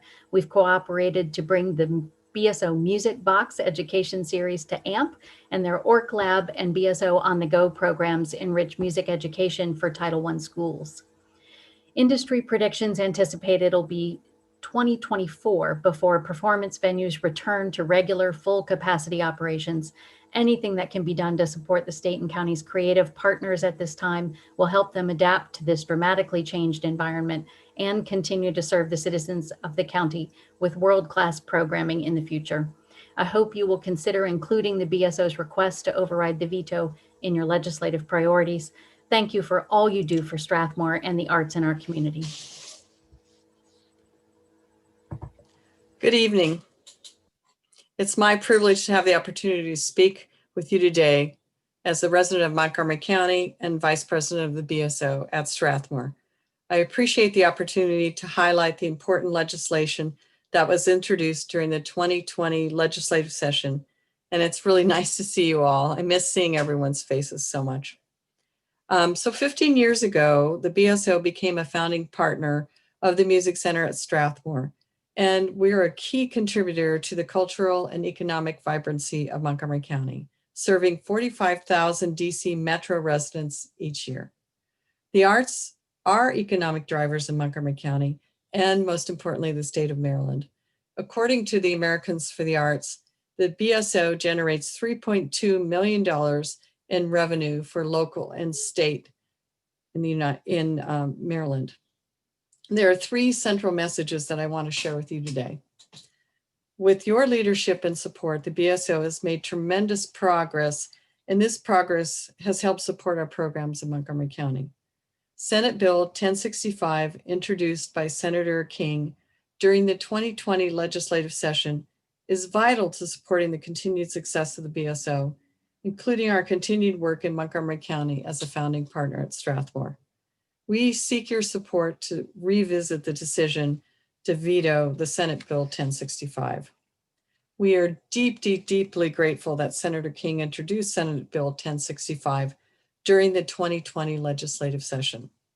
This bill, which was cross-filed with House Bill 1658 is an important piece of ongoing efforts to create financial stability for the BSO, the founding partner of the Music Center at Strathmore. This legislation was the outcome of a work group on the BSO. The work group chaired by former Senator Ed Casemeyer was charged with making very specific recommendations on how to create long-term financial stability, develop new audiences, and create diversity and statewide participation. The result is a comprehensive plan and a set of recommendations that provide a roadmap to putting the BSO on a path of stability and future excellence for the state of Maryland. One of the recommendations that is key to long-term financial stability of the BSO is a financial commitment from the state of a limited nature. Senate Bill 1065 mandated that commitment. It is a specific appropriation of declining amounts ending in fiscal year 2026. When this commitment is combined with other recommendations in this report, it will help put the BSO on a path for permanent viability, expansion, and excellence, one that will help enable the BSO's continued presence serving the residents of Montgomery County and the state of Maryland. We greatly appreciate your leadership and support that have enabled the important progress that has been made. Senate Bill 1065. Ms. Cameron, thank you. I'm sorry to that continued Cameron, I'm sorry to cut progress. you off, but we're over the time. But thank you so much Oh, thank you. for your Thank you so testimony. much. Let's turn to Diana Conway. Hi, good evening. I'm Diana Conway. I'm president of the Montgomery County Women's Democratic Club, and I'm here to present WDC's advocacy priorities for the 2021 session. You know that WDC is among the largest and most active Democratic clubs in the county, with hundreds of politically active women and men, including many elected officials. We work to elect Democrats, to advocate for women and their families at the state and local level, and to educate our community on critical issues. That's not me. In 2021, we will continue to assess legislation for its equity and justice aspects. we will focus on legislation that provides programs and funding to alleviate the impact of the pandemic and other issues disproportionately affecting women and their families. Our advocacy will especially champion bills in these priority areas: affordable housing with just cause eviction standards and affordable living options for residents on fixed incomes and facing income insecurity, especially with the pandemic. Protecting our aging population, both for working and retired seniors, plus healthy aging programs and affordable, compassionate elder care. Criminal justice and public safety, including the immediate veto override of the Women's Pre-Release Center and the Juvenile Restoration Act, or other bills ending juvenile life without parole sentences, and ending the governor's politically charged and unseemly role in granting, or rather not granting, any parole. Plus addressing systemic racism through overdue criminal justice reform, whether first encounters with police or at reentry or upon parole. Education, you've heard a lot. Yes, boundary changes. I know that's not all in your bucket, but the immediate veto override of the blueprint for Maryland's future to address the achievement gaps and opportunity gaps for our own children, plus funding, including resources for COVID-era education, and especially to fix crying needs like ending the digital redlining that so many of our children face. Environmental equity, like assuring safe housing, water, air, and community resilience through the coherent greening of our communities and energy. And reachable steps like using program open space funds for safe open space, not for lead-laced synthetic surfaces, or regulating how hundreds of tons of worn out synthetic turf is, quote, disposed of from one wealthy community like Montgomery County into a vulnerable community in Baltimore. And affordable, accessible healthcare for women and their families, regardless of race, age, or economic status. Economic equity for working women and their families, including the pay gap for the motherhood penalty. Who among you did not have a mother? Black and brown women remain the worst paid, least valued, and most disrespected workers. We need a living wage for people that doesn't leave working full-time people in poverty. We want to support essential workers and others who've lost their jobs or seen reduced income from the pandemic. There's much more. Thank you for considering WDC's priorities for this session, and thank you all for your work in these times. Thank you. Hello, I'm Jackie Coolidge, speaking on behalf of the League of Women Voters of Montgomery County. We prioritize three critical areas of legislation: redistricting reform, mail-in voting, and ranked choice voting. In 2018, more than 80% of the voters of Montgomery County voted in favor of the amendment to the county charter to reduce the influence of party politics on the redistricting process for councilmanic districts. Polls have demonstrated that a similar majority of Maryland voters would prefer a nonpartisan process for drawing congressional and legislative districts. We've seen recent reforms in Virginia and other states. The district maps created by the Independent Commission in California led to increased voter turnout and confidence. The US Supreme Court ruled that it's up to the states to end the practice of political gerrymandering. The excuse that Maryland should not reform its redistricting process because it would be unilateral disarmament is not valid. In fact, Maryland's distorted maps are being cited by opponents of reform in Republican-dominated states. Redistricting reform bills should be introduced this session. These bills should ensure transparency of the redistricting process, provide opportunities for public input, preferably with an independent redistricting commission, strengthen the standards for drawing election districts in a way that ensures the diverse voices of our communities are protected. We also support studying the use of vote by mail for all elections in Maryland. Bills were introduced last year to study implementation of vote by mail. The election this year showed that the time has come for Maryland to consider using vote by mail for all elections in the state, so that all qualified voters automatically receive a ballot in the mail without having to request one in advance. It's the standard form of voting in several states and has been shown to help increase voter turnout and reduce costs over time. And we support ranked choice voting, which would ensure that winning candidates have support from an absolute majority of voters. It empowers voters because it allows them to vote for their first choice candidate without feeling they might be wasting their vote. And it encourages more positive campaigns because candidates will need to appeal to their opponent's supporters for their second choice votes.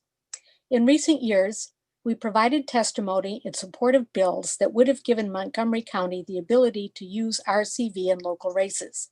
We urge reintroduction of the standards and enabling legislation to permit Montgomery County to use RCV in local races. Thank you. Thank you. Michael, before you begin, let me just note that Montgomery Fu, listed on 2 down, has an inadvertent organization on our sheet, and so he's not speaking on behalf of that group. Apologize for the error, and let me turn it over to you, Michael. Okay, thank you. Good evening, members of the delegation. My name is Michael DeLong. I'm the president of the Montgomery County Young Democrats. We're an organization of young Democrats ages 14 to 35, working to ensure freedom and opportunity for everyone. This upcoming legislative session is going to be unlike any other since we're in the midst of the COVID-19 pandemic. We appreciate all your hard work, and we urge you to prioritize overriding the governor's veto of the Blueprint for Maryland's Future, providing economic relief, testing and treatment and resources for people impacted by the pandemic, and police reform, and to address issues of police misconduct and brutality. The first priority that we would like you to support is the Time to Care Act, which would establish a paid family and medical leave program funded by contributions from employers and employees. Employees can take up to 12 weeks of paid leave to care for their children, themselves, or family members. The COVID-19 pandemic has made the need for this legislation all the more urgent. Advocates have been fighting for policing reform and an end to police violence for years, and we've had champions in the legislature, but the murder of George Floyd has spurred calls for action and opened a lot of people's eyes. We ask that legislators enact the following reforms to end police brutality. Repeal the Law Enforcement Officers' Bill of Rights, which shields bad officers and their disciplinary proceedings from public oversight, requiring and enforce transparency in police misconduct cases, limit the use of force by police throughout Maryland by establishing uniform standards, a ban on horrible practices like chokeholds and strangleholds, and requiring officers to intervene if they see excessive force being used, with consequences if they don't intervene. MCYD, we've also been a staunch supporter of renters' rights for years. The pandemic has made it so huge numbers of people can't pay the rent and are vulnerable to eviction. We support Delegate Janelle Wilkins's Montgomery County Stable Homes Act, which promotes stable housing in the county by requiring a landlord to have a good reason before residents can be evicted. We also ask you to allocate substantial funds to help renters and prevent evictions, which are traumatic and bad at the best of times and incredibly terrible in the midst of a pandemic and the resulting public health crisis. And finally, we can't forget other crises as well. Climate change, as this year's fires on the West Coast demonstrate, is a growing problem. So we ask you to pass the Climate Crisis and Education Act, a carbon pricing bill that would establish fees on fossil fuels and create an infrastructure fund to pay for clean energy. While the legislators, your focus should be on helping people harmed by COVID and the economic downturn, we hope you see the urgency in some of these other issues and the many other issues talked about here tonight. Thank you again for your work over the past 9 months in this unprecedented crisis, and we're eager to help out during this situation however we can. Thank you very much.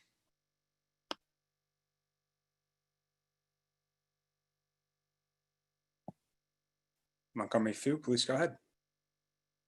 You're on mute. Hi. So, my name is Montgomery Fu. I'm the vice chair of MCDCC Precinct 09008 or whatever that means. I'm not here talking as that. I'm not here as the Young Democrats Club president of Montgomery College, which I also am, whatever. I'm here to talk to you about a moratorium on evictions and foreclosures through 2021, because right now, there is a crisis where there's tens of thousands, of people that are in danger of losing their homes in January because of practices that predatory practices that legal organizations use that are just easier than doing their due diligence. And we need to do things like the moratorium. We need a reversal on the state on statutes of foreclosures ratified in 2020. We need an investigation into the wrongful practices that may be going on in foreclosure mills, and other. Basically, we need to focus on solving some of the problems that have been made so much worse by the pandemic. Sorry, that's a little bit off topic. Anyway, that's pretty much what I'm here to talk to you about, and that's it. That's all. Well, thank you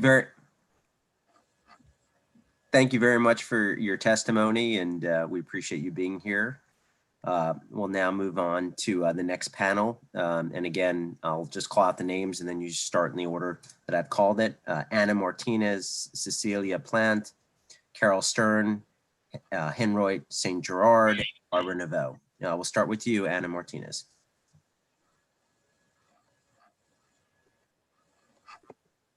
Hi, everyone. Good evening. My name is Ana Martinez. I'm the lead organizer for CASA, the largest immigrant rights organization in the Mid-Atlantic region. First of all, I want to thank all the Montgomery County delegation who has been fighting hard during this challenging year and pushing various progressive legislation forward. A few of the CASA priorities at the state level are the Maryland Trust Act to end police cooperation and partnership with ICE. This is a policy that we passed at the county level, but there's still a few gaps that need to be addressed. Last year, we had a community member, Jose Villalta, who was cutting tree branches at his uncle's house in Rockville when Natural Resource Police officer arrived on site, and instead of providing him a ticket, he was held and transferred to ICE. Not only that, we have Montgomery County residents who are at risk if they cross county lines. We also want to protect our immigrant community in various ways, including limited MBA data with ICE. Earlier this year, we had community members in Rockville who was picked up by ICE from his home while he was having breakfast with his kids. And when he asked how they got his information, they said it was through the MBA. It is painful to hear so many different members' stories, as well as the poor conditions they receive once they are detained, including Jose Villalta, Jose Hernandez, and even our civil rights leader, Roxana Santos, who was initially arrested in Frederick for eating outside of her workplace and was unfairly detained last year, reliving the trauma.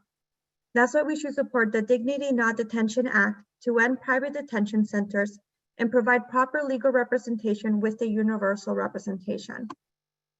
On top of all the trauma our immigrant community has faced, undocumented immigrants were hit the hardest during this pandemic. Without access to unemployment, healthcare, stimulus money, they definitely suffered tremendously. We hope you support the COVID-19 and Housing Relief Act and ask that you take all the measures necessary so we don't increase the homeless population in our state. I also encourage that you support the just cost evictions, since we're starting to see an increase of denials of lease renewals, which is another form of eviction that might increase within this pandemic. Our members are also advocating for the Flower Branch Act. Many of our members will always remember the night of the Flower Branch explosion. This bill focuses on gas regulators in apartment buildings to ensure that we continue fighting for safe housing conditions.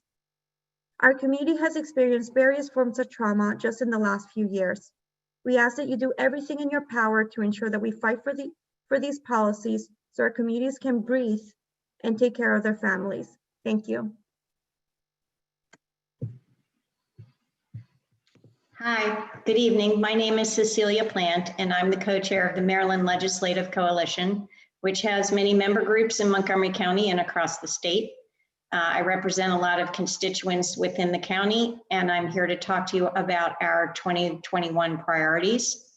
Our agenda is always very broad. There's always so much to do, and certainly this year there's probably more to do than you will ever have time to attack it. But before I get started, I'd like to thank you for spending the time listening to your constituents and also for your service, especially in this very dark time.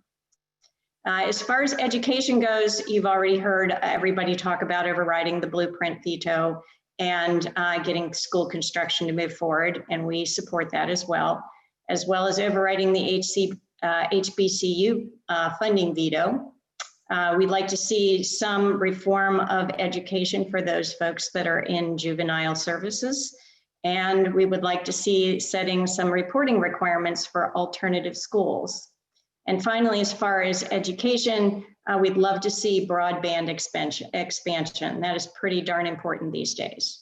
As far as COVID and post-COVID related legislation, we would like to see the Health Equity Community Resource Initiative pass, which will help address health inequities based on race, ethnicity, and disability.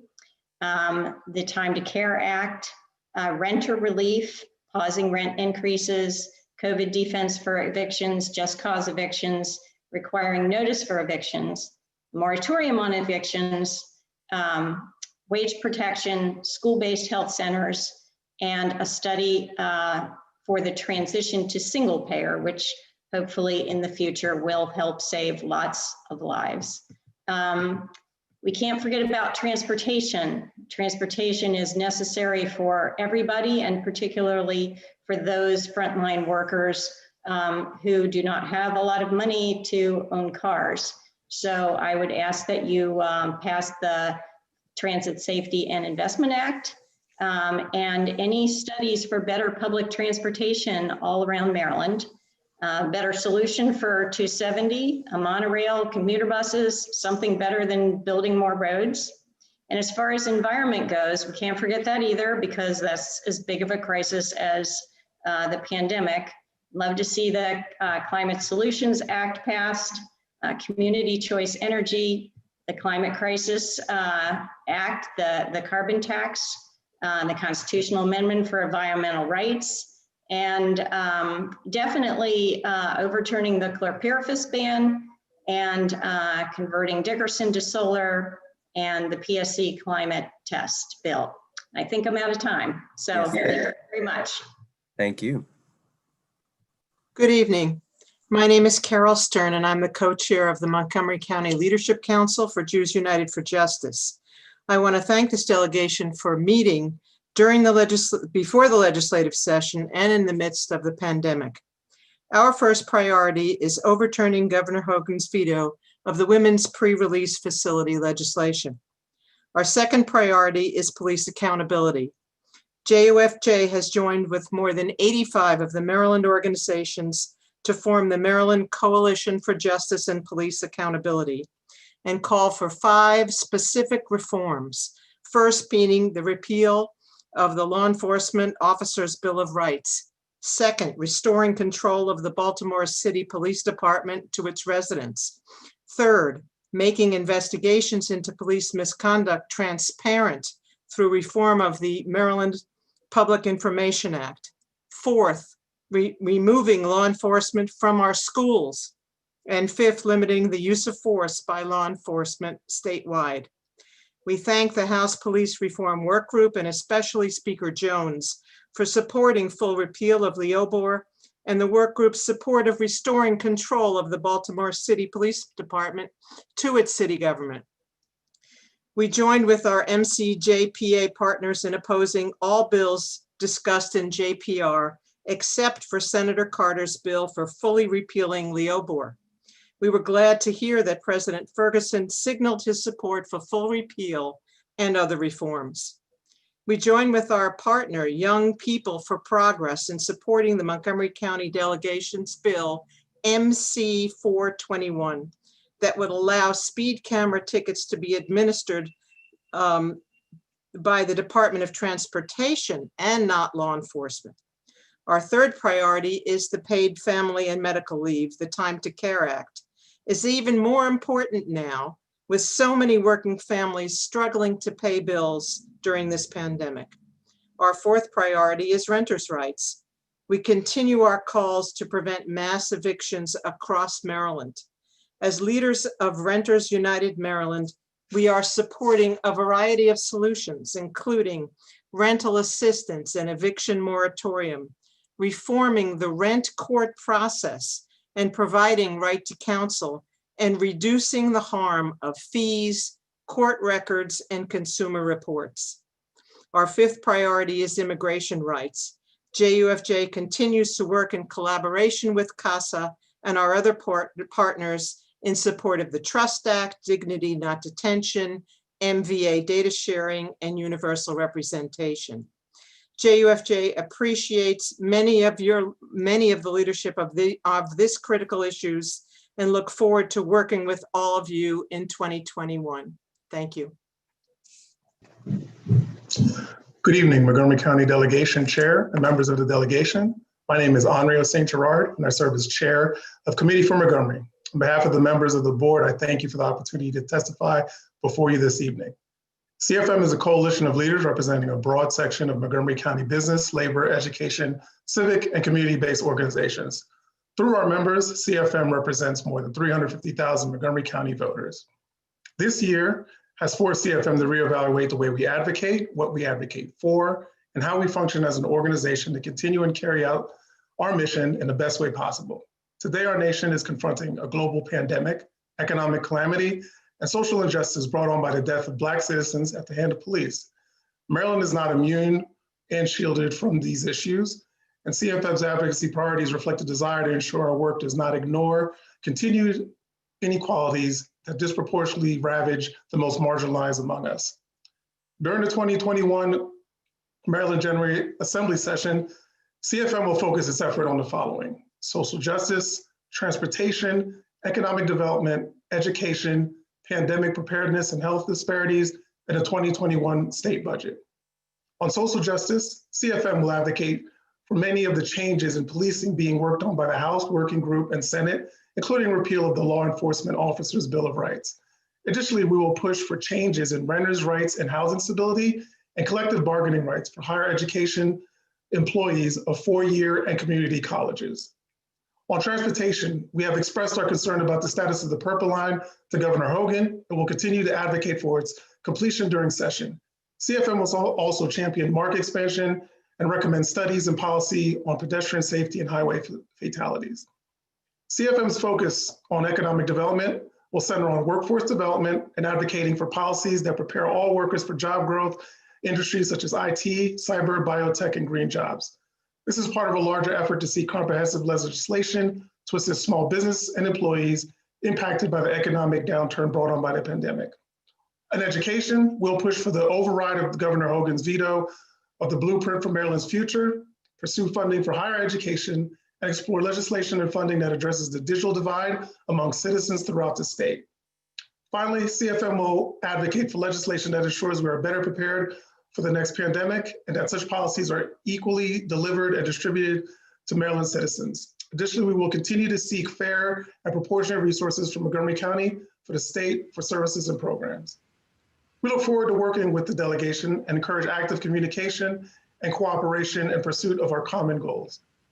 We also would like to take this opportunity to invite you to celebrate the start of the new legislative session at our virtual annual legislative breakfast slated for Friday, December 11th. I thank you very much for your time, and we look forward to working with you for this upcoming session. Thank you. Good evening, senators and delegates. My name is Barbara Naveau. I'm the executive director of Do the Most Good, Montgomery County. I thank you for the opportunity to be here tonight to share the legislative priorities of Do the Most Good and our 2,000 plus members for the upcoming session.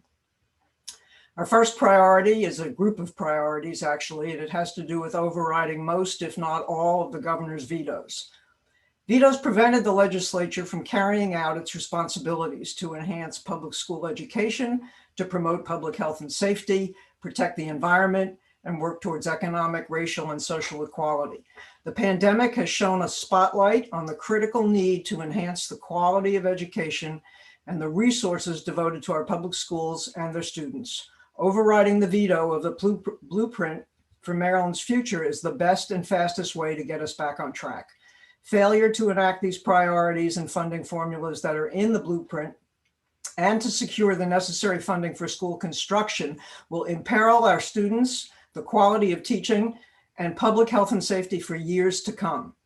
The legislature must also override the veto of legislation providing additional funding to historically Black colleges and universities. It is time to end the long-standing litigation over Maryland's support for these institutions and to go beyond paying lip service to racial equality. Finally, Maryland must ban the use of the pesticide chlorpyrifos, which I still can't say. There's no excuse to allow continued use of this toxin that harms human health, devastates the bees that pollinate our crops, and pollutes our environment. Moving on, we must address criminal justice and police reform. We commend the many hours that so many of you have invested this summer and fall in developing legislative proposals that will finally address acts of police brutality against people of color. The people of Maryland deserve comprehensive, meaningful legislation this session. Criminal justice and police reform are essential elements of developing a more inclusive, productive, and unified society. Finally, on election reform, we must have a priority again in this area. We've flitted around the edges of this for too long in Maryland. We are not immune to the voter suppression that we've seen nationwide this year. Take away Trump and take away the pandemic, Maryland still does not have adequate election laws. Every voter must automatically receive a mail-in ballot for every election. We must provide access to primary elections for registered independents, and the legislature must ensure that the judiciary has no path to suppress the votes. Finally, let's keep our eyes trained on climate and do what we can to pass the Climate Solutions Act and authorize Montgomery County to implement Community Choice Energy Pilot Program. Thanks very much for your time and for your service. Thank you all. We will now call in our next panel, and as with the others, we'll just ask you to go ahead and begin, and one after the other in the order we're calling. Julie Verratti, Eduardo Zuniga, Tommy Evans, Pamela Giganti, Lorna Ford, and Christopher Dews. And of course, I apologize for my butchering of anybody's pronunciation. Julie, the floor is yours. Thank you. First, I just want to say thank you, Chairman Corman, Chairman Zucker, and to members of the delegation. I appreciate you taking the time to hear us speak to you guys today. I'm going to try to be quick. I just have 6 points that I want to make, and I'm coming from the perspective of a small business owner that is retail facing. I own a brewery. We also have a restaurant. We have a bar. So the first thing is Governor Hogan put out executive orders since the pandemic hit that is allowing for to-go alcohol delivery shipping. Please make those permanent. That is the thing that has really been saving our businesses. Second, please make sure that we are not penalized by having to pay higher unemployment insurance rates because of layoffs we were required to do because of COVID closures. Second, making sure that there's liability protections for small businesses. Fourth, I would say, please make sure that you're adding funds to small business recovery where you can. I know that there was a lot of money that was just put into this. So if you're able to do more, that would be great. I know there's a lot of priorities that need to be paid for right now, though.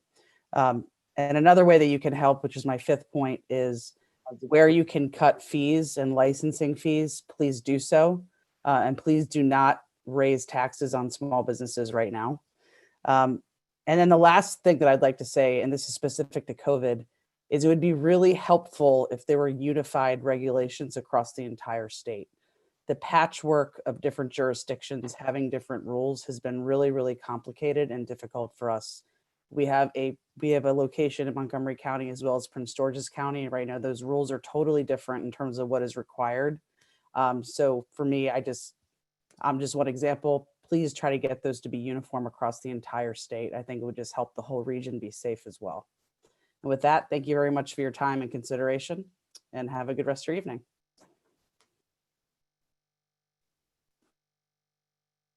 Thank you, Mr. Zuniga. Please go ahead. Hi, good evening. Thank you for having me.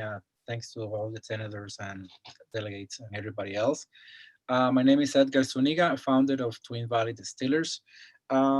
Like Julie was saying, I'm not going to repeat the same point that she was, but I really, about the alcohol sales laws and the new executive decisions that Governor Hogan have made to allow us to do deliveries and to go drinks.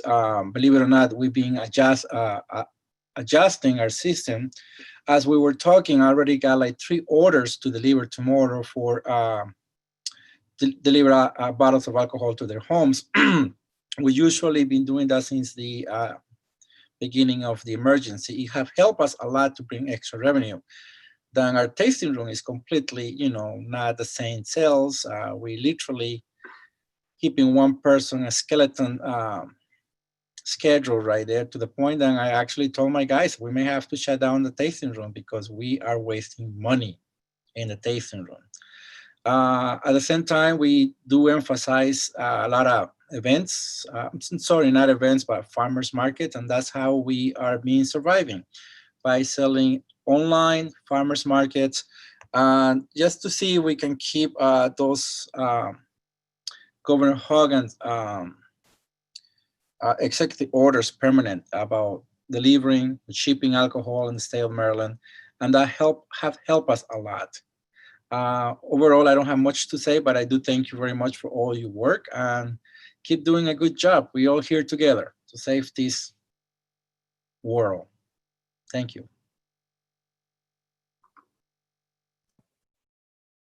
Mr. Evans, please go ahead. All right. Good evening. My name is Tommy Evans. Thank you for hearing my testimony. I'm the owner of and cider maker at Two Story Chimney Cider Works. We are a young cidery and orchard in northern Montgomery County.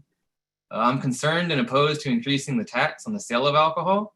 I'll tell you a little more about my cidery and why. I currently operate a 6-acre orchard and small production facility. Every bottle that gets sold gets passed directly from my hands to the consumer at 1 or 2 local farmers markets. Since I moved here 5 years ago, the farm next to me is set abandoned. Now, because of the demand and popularity of craft beverages, I'm in the process of purchasing that property, planting an additional 25 acres and building a tasting room, ultimately quadrupling my current production, creating a dozen full and part-time jobs, and making the agritourism industry of Montgomery County and Maryland much stronger. An increase in taxes would result in a higher cost to consumers, which will lower the demand, making such an investment riskier. Making the climate for Maryland alcohol producers as competitive as possible with the bordering states and districts that have seen so much success already would allow more companies like mine to take on these risks, grow, and attract more people to everything this area has to offer. A great start to making Maryland competitive is to make the executive order that eases some of the regulations like to-go sales and streamlines others like shipping a permanent solution. Both the county and state have shown support for this quickly growing industry in the past, and I ask that you continue to do so. I live around many farmers, and any of them will tell you, whether you have an apple orchard or a single season crop, animals, whatever it is, you feed them the most as they're growing so they can reach a full healthy size and produce for many years. To help feed the growing industry, let us grow to a healthy size and produce for our counties, our state, and our community. Don't increase the tax on alcohol, make permanent the executive orders that have helped us so much. And once again, thank you for your time and consideration.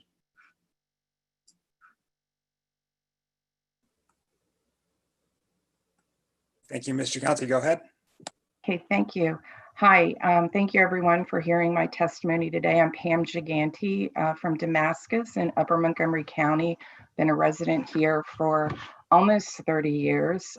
My husband and I are currently operating 61 Vineyard. We have become, I think, the 100th winery licensed in the state, and we are planning on opening our doors to the public in 2021. Which is what brings me here tonight. I have heard of a proposal to raise the alcohol tax. And while I do not disagree with the intent of such funding, I would wonder that the funding might currently be available under the CARES Act. That's just a question. I don't know if we've looked into that. But raising taxes during a pandemic seems counterintuitive. We currently have a high alcohol tax rate for the region. I believe that helping businesses remain viable and successful at this time will raise the sales tax revenue without the need for a higher tax rate. So in that regard, I support the executive orders currently enacted and wish for them to continue, including the simplified direct ship capabilities that I will have, the direct deliveries to the consumer, and of course, drinks to go.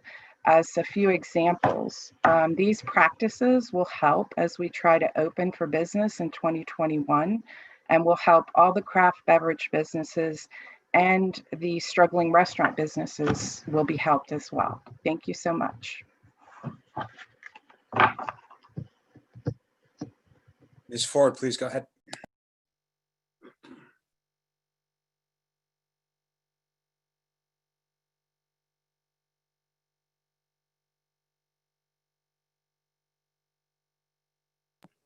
Okay, Christopher Dews, do you want to go up? There, you're on mute.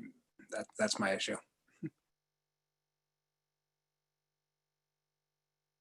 Me? I'm sorry, is it Lorna or is it me? Forgive me. Christopher, why don't you go ahead while Lorna's trying to figure out her mute situation. Go ahead, Christopher. I'll go ahead and go. Thank you, sir. My name is Christopher Dews. I'm a policy advocate for the Job Opportunities Task Force. Our mission is to help low-wage workers advance to higher-wage jobs in the state of Maryland. COVID-19, as you already know, has had increasingly deleterious effects on workers all throughout the state, which as legislators, I'm sure your offices have been filled and flooded with concerns from everything with regards to evictions to unemployment insurance, economic access and opportunities and things of that nature. So this session, to address a lot of those concerns, JOTF is both introducing and reintroducing legislation to mitigate barriers to employment access that we would love your assistance on. The first thing we want to do is eliminate the gubernatorial vetoes on both the unit rule repeal and the women's pre-release censors bills. The unit rule repeal would actually allow for an expanded expungement of both convictions and non-convictions so that workers don't have a criminal record as a barrier to their employment. And the second, the Women's Pre-Release Center, would provide housing, education, and various other reentry services for women returning to their communities. Both of these are extremely important for securing jobs for the most vulnerable populations. That's the first part, overriding vetoes. When it comes to our 2021 bills that we're looking at, we want to ensure that the automatic expungement of non-convictions is passed. In the state of Maryland, even if you were not found guilty of a charge, it still remains on your record, which is public and can, of course, become a barrier to employment. So our bill would both shield records that did not result in guilty convictions, as well as expunge them after a 3-year period. We're also looking at adding diminution credits or expanding diminution credits for those behind the walls. So that way, when a person gets trained or certified or gets their GED or gets themselves educated and becomes more competitive in the job market, they can be rewarded for that by having a shorter sentence.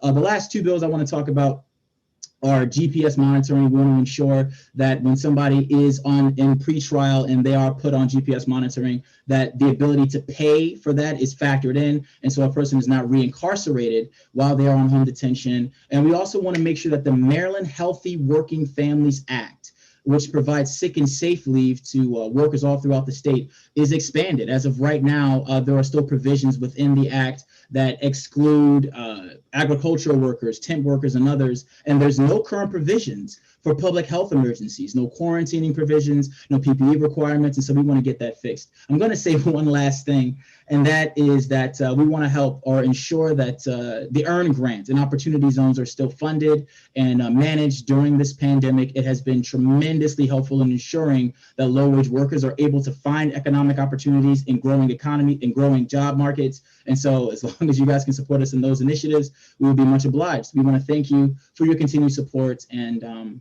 yeah, I guess thank you for your time. All right, now Ms. Ford, sorry about that. My apology. I ought to know by now how to take myself off mute. But good evening. Thank you for the opportunity to come before you this evening. My name is Lorna Ford, and I serve as chair of Manna Food Center's Advocacy Task Force. As I am sure you are aware, but it's always worth repeating, Manna's vision is a community where all people at all times, even during a pandemic, have access to good food and welcoming spaces. And I see many familiar faces in the delegation from your times volunteering for Manna and supporting legislation to create a fair and sustainable food system. So I want to take the opportunity this evening to thank each of you for your leadership and service, especially in these particularly challenging times. The economic fallout of the COVID pandemic is devastating across the board. And since the first executive order in March, 5,478 new families have turned to us for monthly food services. We've been able to quickly expand and retool our programs thanks to the incredible outpouring of support from the community and our dedicated volunteers and staff. And in addition to our staff drive-through services, in addition to our safe drive-through services, we have re-engineered our food rescue program and are now deploying volunteers to make home deliveries. We've done about 2,000 so far. We've transformed our school-based program in partnership with Montgomery County Public School. And we have been packing and distributing double the number of weekend food bags every week, approximately 200,000 total. We've also expanded our farm to food bank program and are now working with 24 local farmers to ensure harvest of healthy foods in calendar year 2021. So with an uncertain future ahead, our strategies will be shaped by the following priorities. Number one, we want to address social determinants and influences of poverty and health. Number two, we want to engage our community creatively with a commitment to justice, equity, diversity, and inclusion. Number three, we want to operate efficiently and effectively. And number four, we want to be a good steward of community investment so that we can remain sustainable. So as we have done for almost 40 years, MANA will pursue these priorities in partnership with our peers, supporters, and elected officials, and also with those we serve. Recently, one of our team members at our Silver Spring location opened an envelope, and inside was an official U.S. Post Office money order. We were surprised. We don't get many money order donations, and the name listed on the receipt surprised us even more. It said Joan, and she is a neighbor who came to us during the pandemic because she had fallen on hard times. She sent us what she could, $5, to now help someone else. So as the Montgomery County delegation makes tough choices among competing priorities in your next legislative session, we encourage you to be like Joan, humble about your circumstances and mindful of how important it is to continue being a good neighbor. Thank you for your time and attention. Thank you very much. We'll now turn to the next panel. Just to remind the next panel, when you begin, I'll read everybody's name, and then just after one person has stopped talking and finished their testimony, the next person should start. So with that, I'll call up Steve Mandel, David Atkinson, Avery Smedley, Katie Smith, Elizabeth Johnson, and Rabbi Suskin. So with that, let's start with Steve Mandel. Thank you very much. I'm Stephen Mandel. I'm the co-chair of the Critical Issues Forum, and we're comprised of 3 synagogues in Montgomery County, and I appreciate the opportunity to testify this evening. For the last 5 years or so, our primary focus has been on combating food insecurity. And I'm very pleased that in 2019, we were able to work with delegates Queen and Corman in developing and passing the Summer SNAP for Children legislation. This legislation, of course, provides for some supplemental benefits to poor families over the summer when their children, of course, do not have the benefit of free or reduced price meals. This program was rolled out this summer for the first time. The total state funding was $200,000. There was some additional county funding matched, and the total program in the 4 counties where it was implemented was $422,000, helping 3,600 young people provide for themselves, provide for food benefits over the summer. Now is the time to increase the $200,000 state funding. Food insecurity has doubled in Maryland over the time of the pandemic. Families clearly need more food assistance, and this is one way to provide it to them. It's interesting that the Congress provided for this pandemic EBT program during this pandemic, where they recognized that when schools were closed as a result of the pandemic, poor families needed supplemental benefits. They could no longer rely on school meals. And this is exactly what the Summer SNAP program does in the summer. Come June, these poor families are not going to have resources to provide for themselves. The second food insecurity program that we advocate for is Maryland Meals for Achievement. This is a 20-year program that provides free breakfast in the classroom. It works, it provides educational outcomes that are favorable, and we ask for your funding for that. Turning to gun violence prevention, which has been one of the focuses that in the last 5 years, we would suggest that the General Assembly override the governor's veto of the Violence Intervention and Prevention Program and the gun show loopholes. Secondly, we again support a measure that passed in the Senate last session to provide child access, prevention, and safe storage for guns in homes. And finally, we're supporting this year some ghost gun legislation. Ghost guns, of course, are guns that can be purchased legally without serial numbers or background checks. Thank you very much for your time. Good evening. My name is David Atkinson. I live in District 19. I'm representing Young People for Progress as a vice president, as well as I'm a member of the Montgomery County ACLU. And just for information, YPP, it's a community organizing and social justice organization for young people under 35 who are currently in Montgomery County, Maryland, that's striving to create power among youth and young adults through engaging in issue campaigns and voter education campaigns. So that's some background on that. And I'd like to thank the delegation for the opportunity to speak about some of the police reforms that these organizations and I care about. Some of YPP's demands focused on defunding from the police and investing in communities are removing traffic enforcement from police responsibilities, taking police out of schools, as well as engaging in harm reduction, including diversion, decriminalization, and responding to nonviolent and non-emergency issues with non-police personnel. Also repeal of the law enforcement officers' Bill of Rights, and investing in measures that strengthen communities and prevent crime, such as some of the other policies that have already been said today.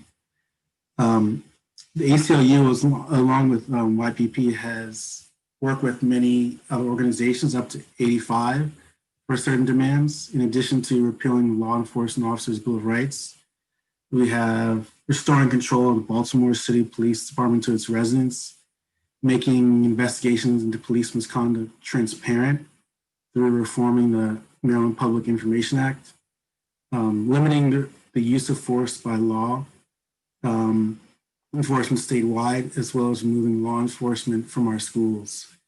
And thank you to the state delegates and senator who support these already. Specifically, we would like to echo others in supporting MC 421, which transfers administering speed tickets to the Department of Transportation away from law enforcement. Specifically speaking, I think it's a tense situation unnecessarily when police officers who are armed are the ones who are serving mere traffic tickets. I know, especially as a Black person, this can be unnecessarily tense, which can be a downward spiral from fear of the police to lack of trust of the police to police having lower morale. I think by having more accountability with police, we can have a safer society. Thank you.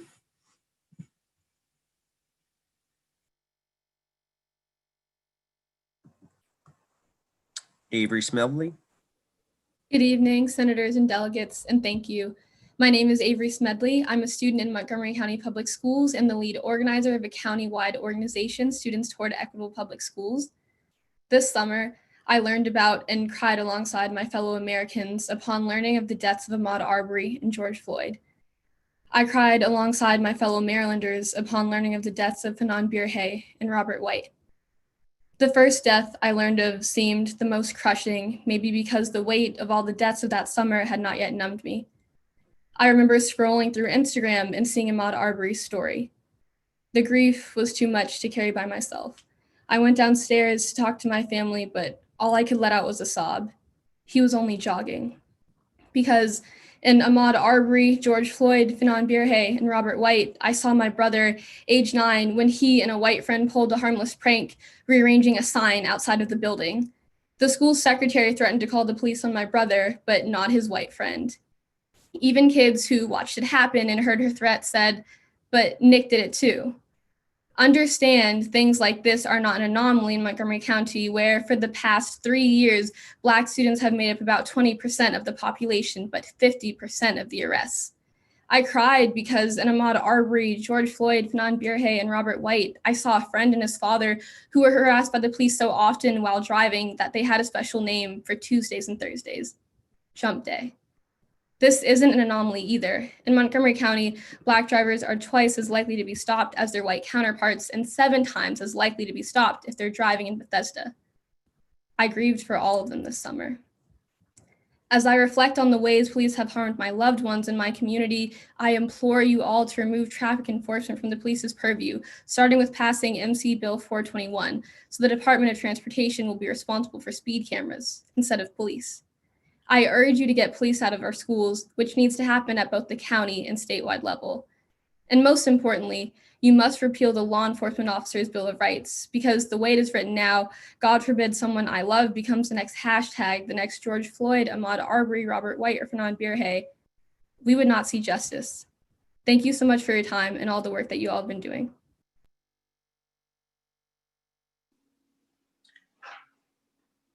Good evening. My name is Katie Smith, and I'm speaking on behalf of the Commission on Aging. As you know, the COA serves as an advisory body and advocate for quality of life for older adults in the county. At the state level, we have supported legislation that many of you have sponsored over the years. Thank you for your strong support that you provided to older adults. We also support the county and delegation-wide commitment to advancing racial equity and social justice. And we recognize that the current public health emergency is placing unprecedented financial and emotional pressures on the county. Our priorities fall into 2 categories. First, protection and support for vulnerable older adults. We want to ensure that Adult Protective Services has sufficient staff to investigate and address issues of abuse, neglect, exploitation of vulnerable adults, and to protect and assist those who lack the capacity to provide for their daily needs. APS investigations are rising, complex, and require trained and licensed staff. We also seek more resources for the Public Guardianship Program, which provides substitute decision-making for adults whom the court has determined lack capacity to make their own decisions about essential needs and who have no appropriate loved ones to serve in those roles. Cases are ongoing, time-consuming, and trending upwards. In these trying times, vulnerable adults may be isolated, more isolated now than ever, and targets for abuse, neglect, and exploitation. APS and Public Guardianship Services are federally mandated, but neither federal nor state funding covers what is needed, so the county must supplement. Second, protection for older renters at risk of losing their homes. The COA has for several years advocated to increase affordable housing options for renters, including through the Housing Initiative Fund and other renter protection bills. Our goal this year is to ensure that older renters are provided the legal assistance they need to avoid losing their homes. Evictions destabilizes families, impacts health, and increases homelessness. It disproportionately impacts low-income, immigrant, Black, and Latinx households, which are also more likely to be intergenerational. Current federal and state moratoria will end, and when they do, we expect vital waves of evictions. Very few renters understand their rights in this process. Once in court, most landlords, but very few tenants have lawyers to advise and protect their rights. We ask that any funding or any further eviction legal assistance programs specifically consider the need of older adults. In closing, the COA appreciates the delegation's commitment to serving older residents. We hope that you will join us for our annual legislative breakfast that will be held on Thursday, December 10th from 9 a.m. to 11 a.m. If you have not already received an invite, you will soon. Please contact Sean Brennan if you have questions for us or would like us to support you on other issues in this upcoming session. Sean is the official county staff for the COA, and her email address is Sean, SHAWN, .Brennan, BRENNAN, @MontgomeryCountyMD.gov. Thank you again for the opportunity. Thank you very much. I know Ms. Johnson will be logging on soon, so we'll go to Rabbi Suskin. Thank you. I'm Rabbi Lana Suskin. I live in Rockville, and I am also co-chair of the Maryland Poor People's Campaign. In my work, I'm deeply engaged with many people across the religious spectrum, and I've seen that, as we all know, thousands of people are facing economic hardship from the raging pandemic. In 2019, even before the pandemic, Maryland's Department of Housing and Community Development noted that there were almost 550,000 people living in poverty, and nearly 1 in 14 were severely rent burdened. Tens of thousands of Marylanders will face foreclosure in 2021 as soon as the governor's state of emergency ends. This must not be allowed to happen. The Torah states in Deuteronomy, if there's a needy person among you, do not harden your heart and shut your hand. Rather, you must open your hand and lend him sufficient for whatever he lacks. The sages explained that this phrase, sufficient for whatever he lacks, refers specifically to housing. And the most authoritative Jewish legal texts rule that there's a specifically public obligation to provide. The General Assembly must act. We must place a moratorium on foreclosures for 2021 and mandate a 24-month repayment plan in addition to the 12-month forbearance currently offered by the governor's state of emergency. We also need to remove mediation proceedings from the Office of Administrative Hearings and place it under the judiciary, and to see to investigation by judiciary and judicial proceedings committees into frequent plaintiff attorneys of lenders suing to foreclose. In Leviticus, it says, if your brother is becoming poor and is not able to support himself, then you must support him. Our commentaries explain, if your brother is becoming poor, do not let him fall. He's like a load resting on a wall. As long as it is not still fallen, just a single person can hold it and prevent it from falling. But once it has fallen to the ground, even 5 cannot raise it up again. Taking appropriate measures to prevent economic disaster for so many thousands of Marylanders is the right thing to do, and that's reason enough. But it's also more economically sound. Better for the state to support people through this period to prevent the wall from falling, rather than being obliged to spend significantly more to pick it back up. Thank you. Thank you very much. And now we will turn to Miss Elizabeth Johnson. Miss Johnson.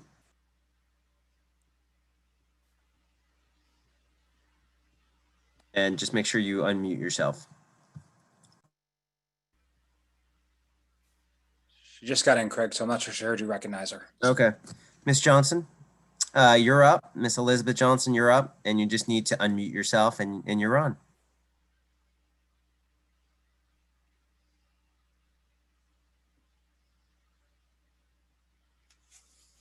Miss Johnson, you're on. Miss Elizabeth Johnson, you're on. You just need to unmute yourself.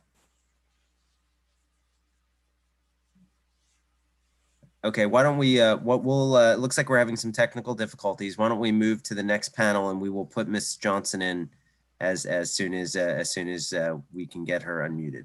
Yep, so the next panel, thank you, Chair Zucker, is Donald Pellis, Mary Killar, Chris Gillis, Beth Jacobson, Holly Bernard, and Vicky Vergnagni.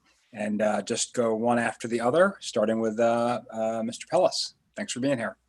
Thank you.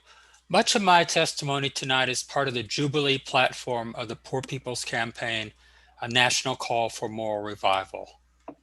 Tens of thousands of Maryland families are in danger of being evicted or foreclosed on after January 3rd of 2021. That's less than 2 months away, in the middle of winter. This is an emergency. There is nothing more important than this. As of June 2020, we had 11,000 active foreclosure cases. If the General Assembly does not act, several tens of thousands of Maryland families will lose their homes next year. We need a stay on evictions and foreclosures to extend through 2021 and beyond, with subsidies and payment plans for anyone who falls behind, all this mandated by law. In Maryland, we had over 30,000 homeless before the pandemic. We must end homelessness by providing housing for all. We must mobilize public resources and capacity to turn vacant units into affordable public housing. We should build new public housing. We must protect and expand housing and rental assistance for poor and low-income households. And to prevent further homelessness, we need to ensure that the costs of housing are within the income abilities of every single household.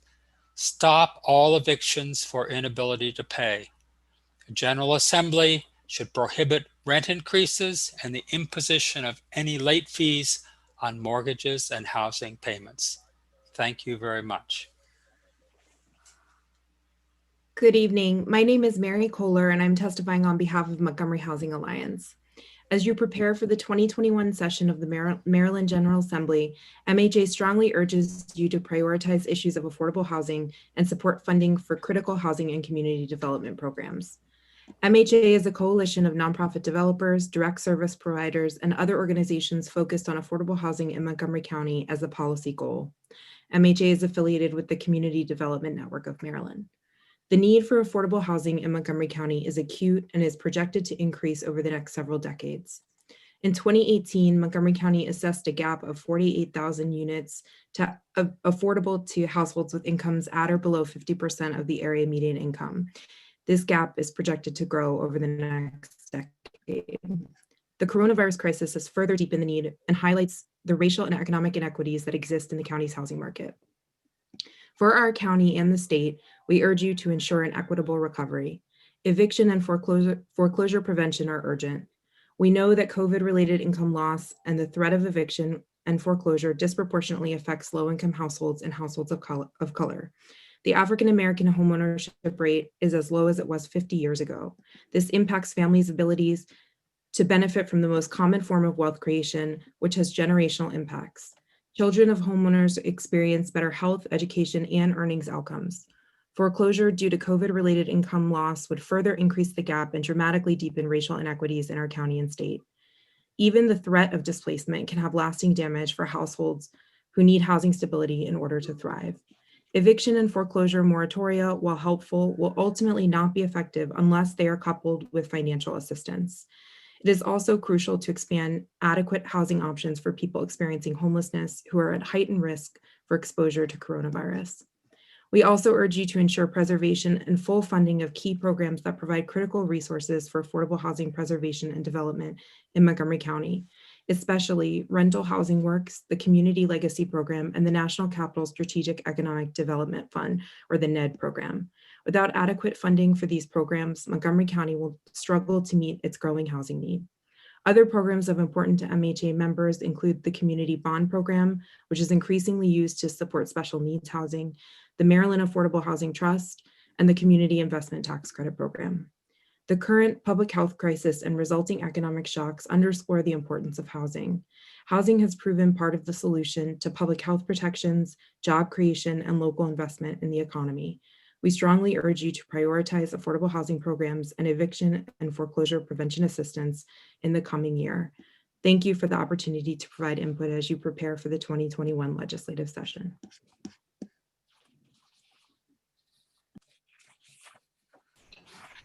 Good evening. My name is Chris Gillis, and I'm testifying on behalf of MHP, the largest nonprofit affordable housing developer in Montgomery County.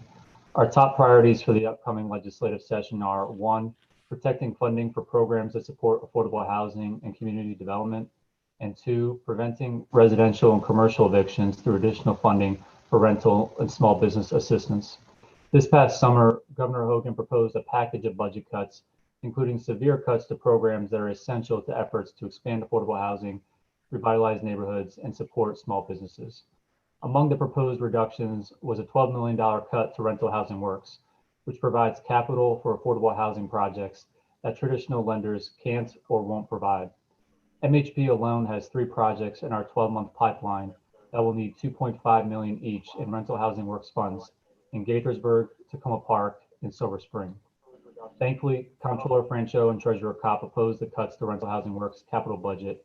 However, another $7.6 million in potential cuts will be taken up by the legislature beginning in January. There is no doubt that the pandemic will increase the need for affordable housing. It would be short-sighted to reduce funding at this time. We urge you to reject these cuts, just as the Board of Public Works did. We are equally concerned about cuts to community development programs. The Hogan administration recommended the complete defunding of the National Capital Strategic Economic Development Fund, which supports affordable housing and neighborhood revitalization efforts inside the Beltway in Montgomery and Prince George's counties. The Board of Public Works approved $3.2 million in cuts to NED, and DHCD did not open applications for the program this fall as a result. Another $4 million in cuts will require the approval of the General Assembly. We appreciate there are no easy decisions when it comes to this coming year's budget, but if NED is completely defunded, it will hurt residents and communities that have been most impacted by COVID and set community development and affordable housing projects back by years, particularly in the Purple Line corridor. Finally, we request that the legislature provide additional support to renters and small businesses that continue to struggle in the face of COVID. The assistance provided thus far by the state to renters and small businesses has been helpful, but woefully inadequate given the depth of the economic crisis. As we seek to rebuild our economy and help those who are hurting, we must do so in a way that increases wealth and economic mobility for residents of structurally disadvantaged communities that COVID-19 has hit hard. Thanks for your attention.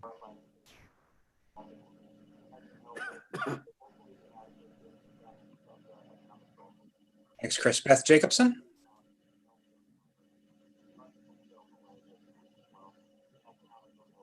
Beth, you there? Okay, why don't I go to Holly Bernard? We can come back to Beth. Good evening, and thank you for the opportunity to speak. My name is Beth Jacobson. I blew the whistle on my former employer, Wells Fargo, due to its reverse redlining and predatory lending practices. Utilizing my affidavit, the Department of Justice was able to secure a $175 million settlement against Wells Fargo. Since 2009, I have been advocating for homeowners facing foreclosure. I have been admitted as an expert witness in this field nationally. I received U.S. congressional recognition in 2009 for providing assistance to Maryland homeowners facing wrongful foreclosures. I currently work with Liz Johnson at the nonprofit Strategic Housing Solutions, where we assist homeowners facing wrongful foreclosures. I am here to warn you that if no action is taken now, we will see an unprecedented loss of homes in Maryland in the next year. What I have seen over the past 11 years is that the Maryland courts are complicit in allowing wrongful foreclosures to take place with thousands of borrowers losing their homes. Governor Hogan issued an executive order on October the 16th that allows borrowers of non-federally backed loans to obtain a forbearance. However, the foreclosure mill attorneys are actively filing declarations to the court stating that they have complied with all federal and state moratoriums, when in fact the opposite is true.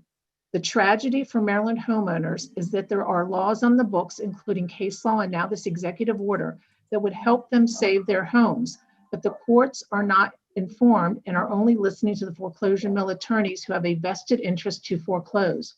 Justice is not being served. It is being ignored by the courts. We are on track for a tsunami of foreclosures to be filed in 2021. And if we do not learn from the past mistakes made during the Great Recession, there will be a greater loss of homes this time. I recommend the following: a moratorium on all foreclosures now through the end of 2021, a statute to vacate any foreclosure ratified in 2020, an investigation by the Judiciary Committee into the foreclosure mill law firms, reform the mediation process so that the borrower knows when they leave mediation that they only have 15 days to file a motion to stay or dismiss the foreclosure action. Borrowers are not informed of the statutory requirement, resulting in them inadvertently waiving their rights to defend the foreclosure. Provide educational training for all judges so that they are aware of the mediation process, foreclosure laws, and executive orders so that they will be enforced. For example, a judge can dismiss a foreclosure action if the bank fails to provide the required documents prior to mediation. In the 200+ mediations that I've attended, not once has the bank provided the required information, but never has a judge dismissed a foreclosure action due to lack of compliance by the bank. Thank you.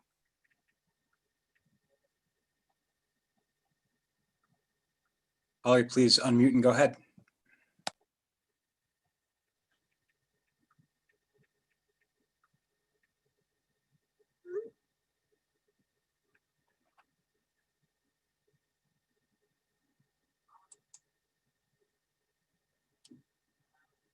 Okay, Vicki, why don't you unmute and go ahead while we're waiting for Holly? Okay, thank you. My name is Vicki Vergani and I represent 214 master metered condominium units in Glenwood Gardens and Silver Spring. And I'm here to talk with you once again about the continuing financial instability of condominiums. Attached to my testimony is a statistical fact sheet for these communities that represent the lowest rung on the non-subsidized homeownership ladder. COVID-19 has exacerbated the financial underpinnings of condominium communities, in large part because the occupation of the owners of the condominiums have been classified as non-essential during the pandemic. Our expenses are rising because people are home all day, more utilities, more clogged drains, more water leaks.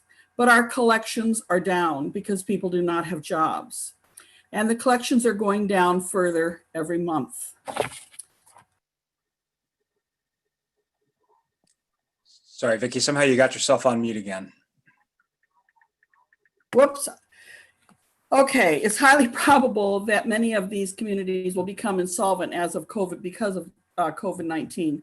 And this will create wholesale homelessness and the loss of life savings sunk into their homes. But there is good news. Bonnie Cullison facilitated the design of a grant program that provides interim funding for the communities via a CARES grant appropriated by the Montgomery County Council. $2 million is being given to some of the neediest of these communities today. Our sincere thanks to Bonnie for her compassion and her commitment. Delegate Laura Charkoudian has stepped up to assist in addressing a systemic problem related to financial aid for economically disadvantaged individuals in our master metered communities. Without an individual utility bill, these folks cannot receive assistance with their electrical bills that are paid in their condo fees based on the size of their homes. Overcoming this barrier will make a huge difference with bills for electricity, the utility on which the most dollars are spent. We are most grateful to Delegate Charkoudian for recognizing this inequity and working to correct it. What else needs to be done if we are to sustain condominium communities? The short answer is equity and inclusion through the passage of 3 key bills. 1, a bill that reclassifies condominiums as residences, not commercial entities. This is causing us to lose a number of rebates and a variety of other issues that are costing us lots of money. We also need a bill that levels the playing field between the lenders and the condo communities. Only if a lender forecloses do we get $1,200, which is only 2 months of unpaid condo fees. We also need a third bill that facilitates the rapid collection of unpaid condominium assessments via a magistrate system. Thank you for your anticipated attention to these matters that are critical to the condo communities.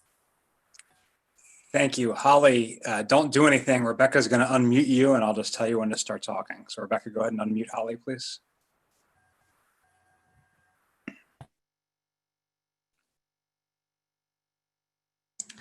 I should be asking to unmute. So Holly, if you see any pop-up, just go ahead and unmute.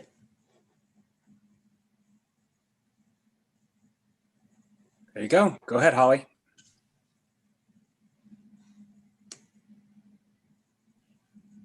You're unmuted, but I still can't hear you. Okay, so we're going to go back to Elizabeth Johnson while we try to figure out what's going on with Holly. So Ms. Johnson, if you're ready.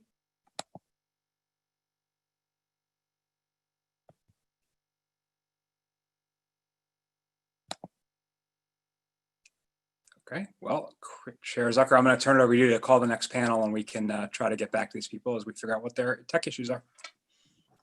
Okay, now this is, just another example of what happens in the age of COVID, right? Where we can, and we've gone through close to 50 witnesses already. So we appreciate everybody's patience and appreciate people participating. So with that, we'll go to the next panel. Carmen Johnson, Hamza Khan, Scott Weber, Alice Tuzar, Shruti Bhatnagar. So we'll start with Carmen Johnson.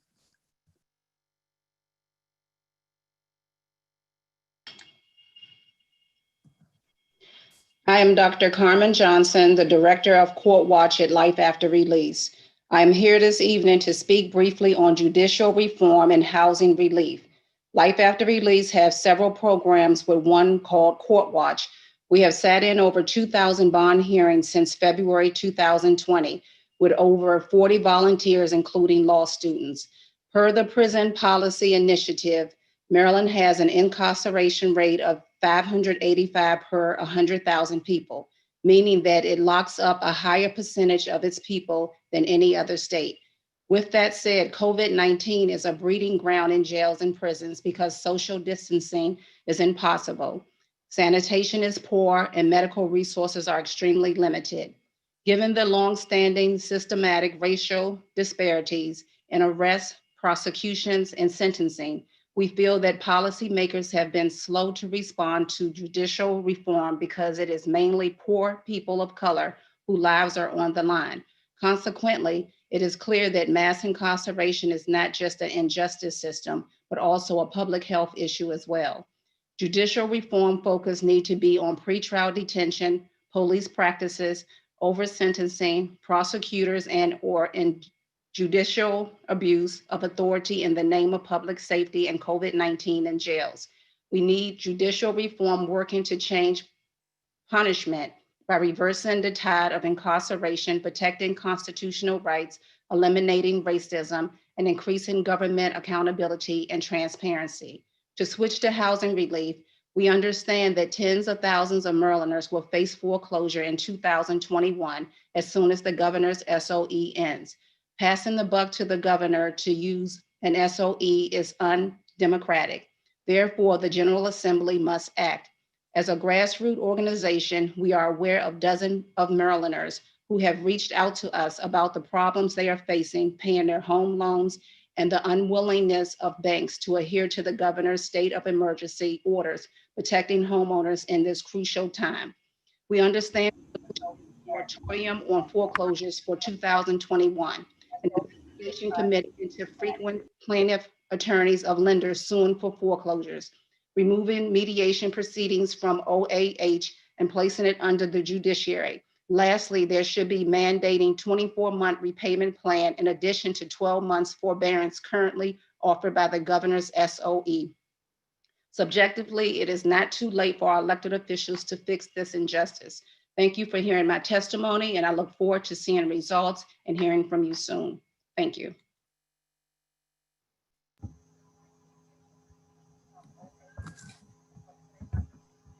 Hamza Khan, you're up. Good evening. Thank you so much. I wanted to make sure that Dr. Johnson was done before I began.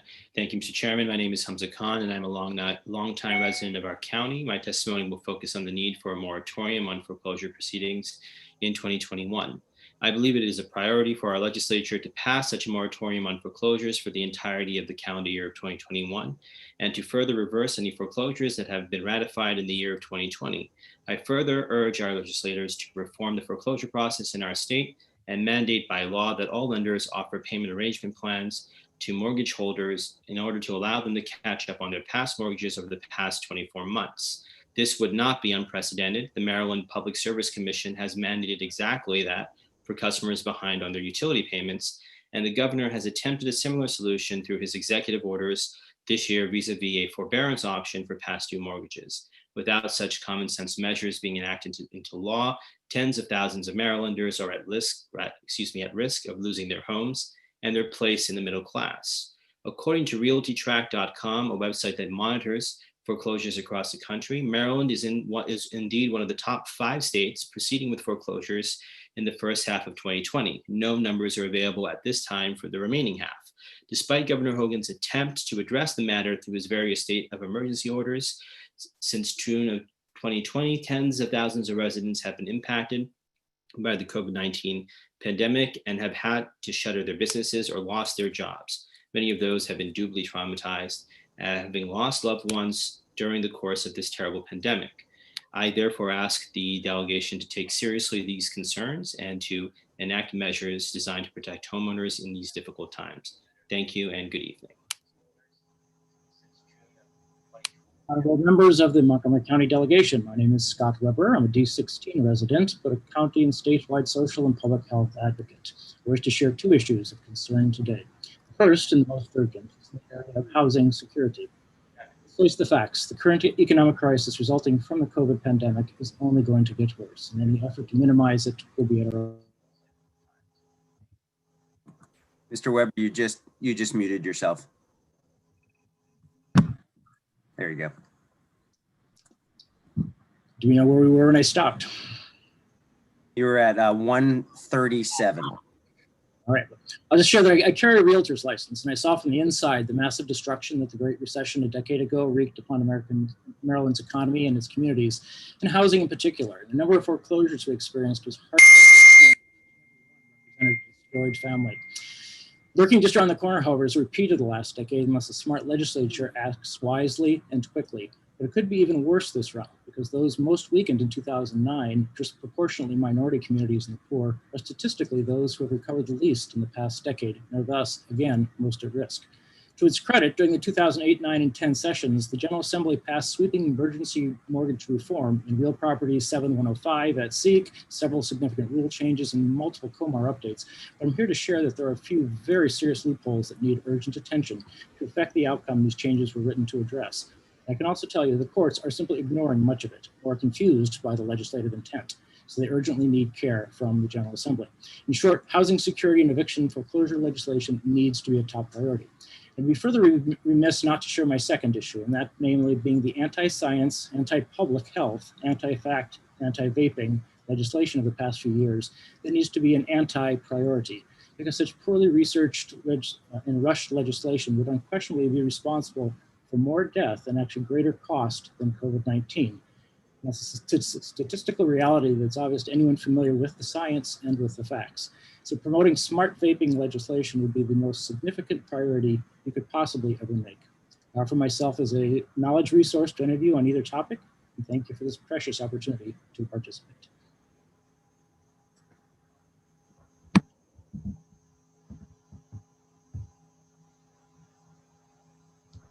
Alice Artrusar? You need to unmute your phone.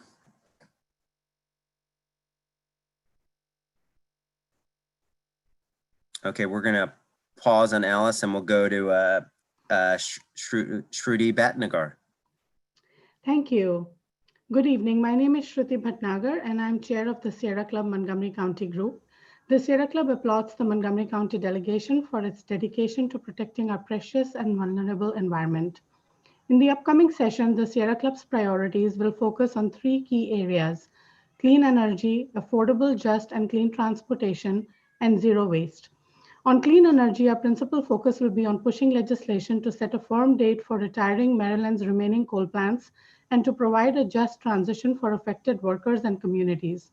Maryland's coal plants continue to be one of the most significant sources of climate, air, and water pollution, undermining the health of Maryland residents, particularly communities of color. It is clear that coal is on its way out. The Dickerson plant has closed. The plants in Prince George's and Anne Arundel counties will cease burning coal by 2025. Still, we need legislation to ensure a schedule for all Maryland coal plants to close and to protect affected workers and communities. We also support the local bill to allow Montgomery County to adopt community choice energy and a bill to require the Public Service Commission to factor climate change into its decisions regarding new electricity generation facilities. As you know, the transportation sector is the #1 contributor of debilitating greenhouse gases in our state. This session, the General Assembly must fully fund the capital needs of the Maryland Transit Administration and should set in motion a plan to convert our state's bus fleet to electric buses. We also support efforts to expand MARC and would like to see the delegation continue to voice their concerns about the I-495 and I-270 expansion plan. Finally, in 2021, the General Assembly must end the use of single-use plastic shopping bags in Maryland. The world is facing a plastic pollution crisis. Worldwide, an estimated 1 trillion plastic carry-out bags are used and thrown out each year. We also urge you to support a beverage container deposit program, a bill that will make producers finance recycling of their products, and a bill requiring major generators of organic waste to recycle and divert it from the waste stream. The Sierra Club looks forward to working with you closely for a productive 2021 session. Thank you. Thank you, Shruti.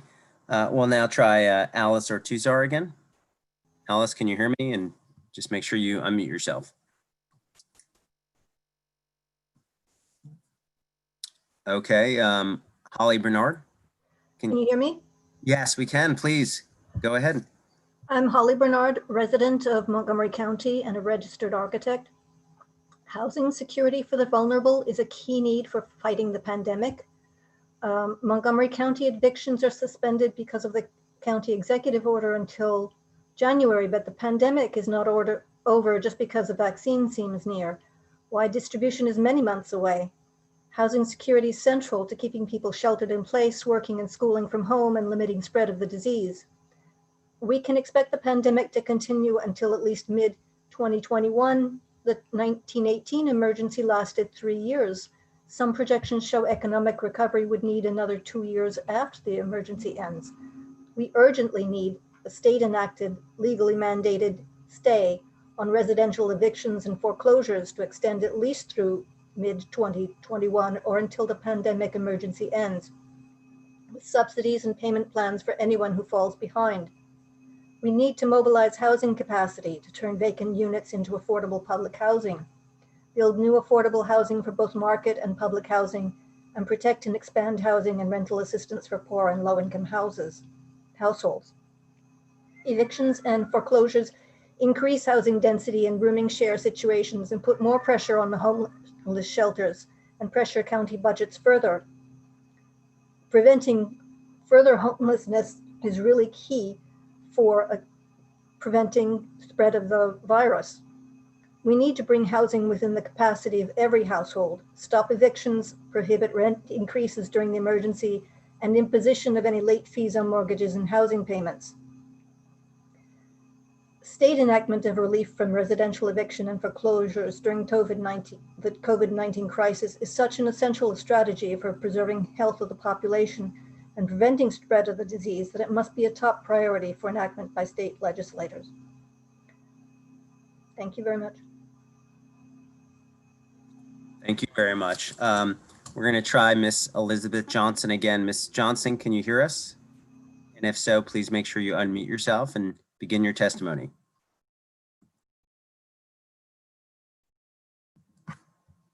Okay, and I'm going to try one more time. I'm going to try Alice or Tuzar. Can you hear us? And if so, unmute yourself and begin your testimony. Okay, Mr. Chairman, I'll turn it over to you. You can go to the next panel, and obviously we're always welcome to bring those people back since they signed up to testify. Yeah, we were really humming along those first 2.5 pages. I'll now call up Jamie DeMarco, Molly Hack, Liz Feldman, Lori McGilvray, Deborah Vollmer, and Jane Lyons. And Molly, I believe the person before you is not here yet, so why don't you go ahead and get us started?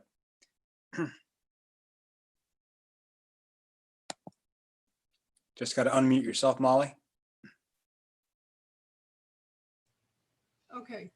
I'm testifying on behalf of the Climate Mobilization of Montgomery County. All right, I've unmuted myself. Community Choice Energy, CCE. I've unmuted Climate myself. Mobilization Montgomery County strongly supports community choice energy legislation that Delegate Laura Charkoudian will introduce in the 2021 legislature as a pilot for Montgomery County. CCE allows local governments as an aggregator or entity to buy energy on behalf of all residents and businesses. The great advantage to localities that participate in the CCE opt-out programs is the democratically elected government's ability to determine the source of energy and to negotiate for lower rates. The experience of some 9 states currently using this type of energy purchase has been positive, with faster progress toward cleaner renewable energy at less expense for the user. There is freedom of choice for individuals and businesses who may choose to not use CCE and continue with the utility of their choice.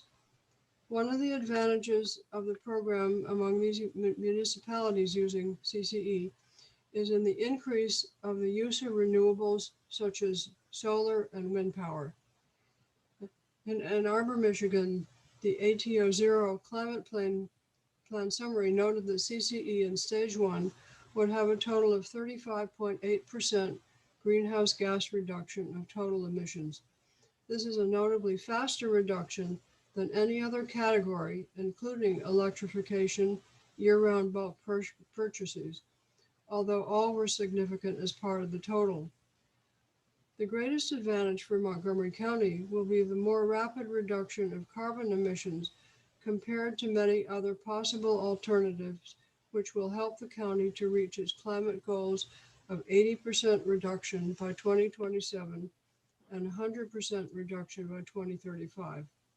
Further, the history of municipalities using CCE shows greater concentration on renewables such as solar and wind.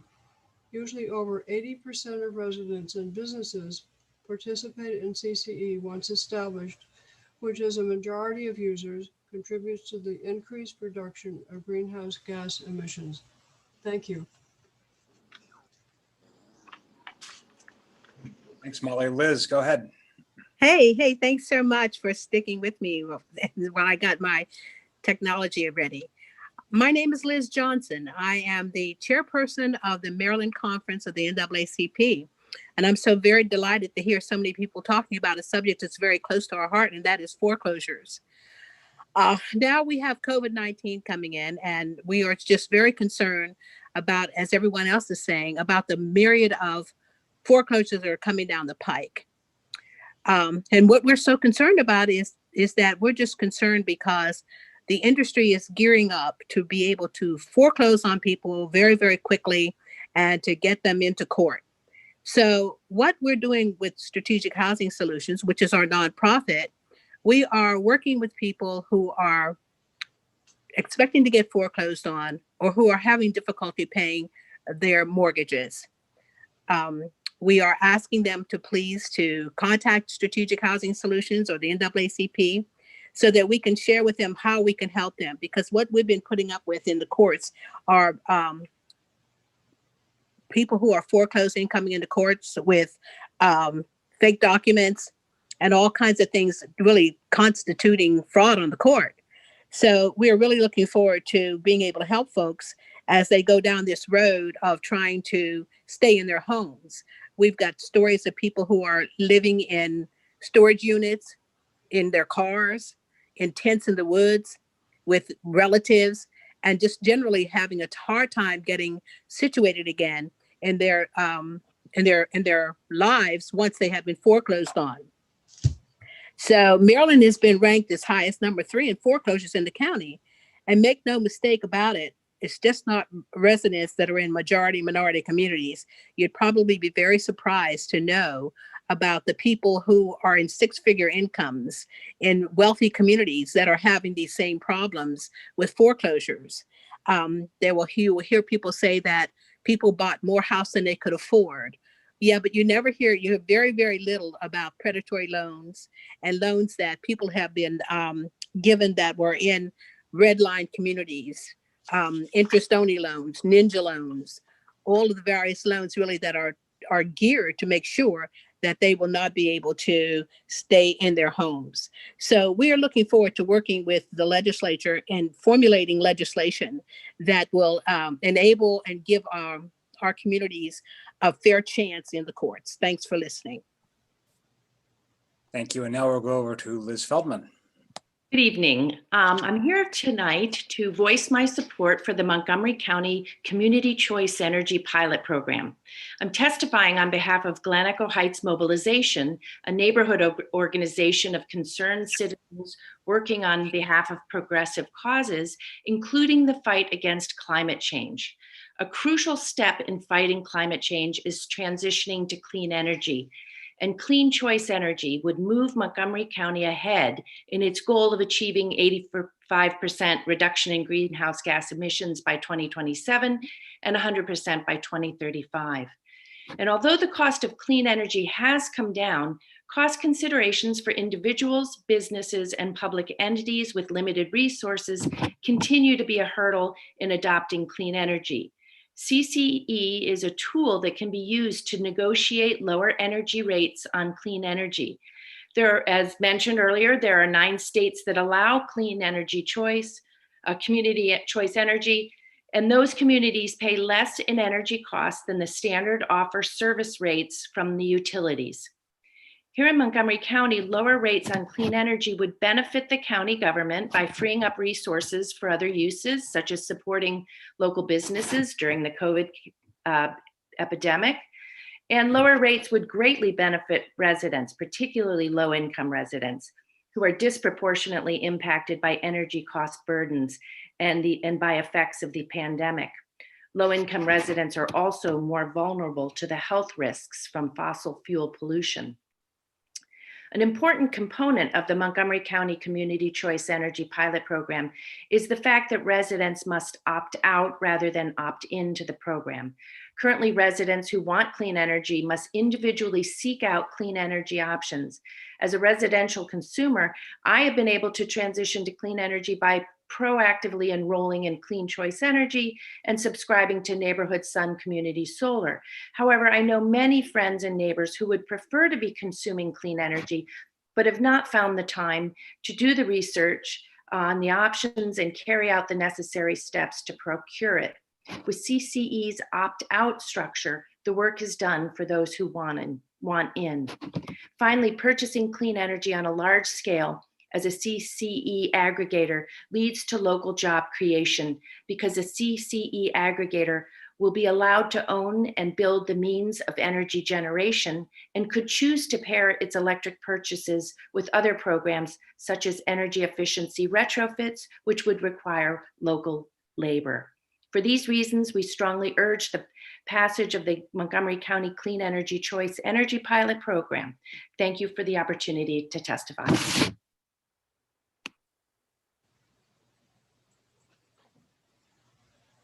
Good evening.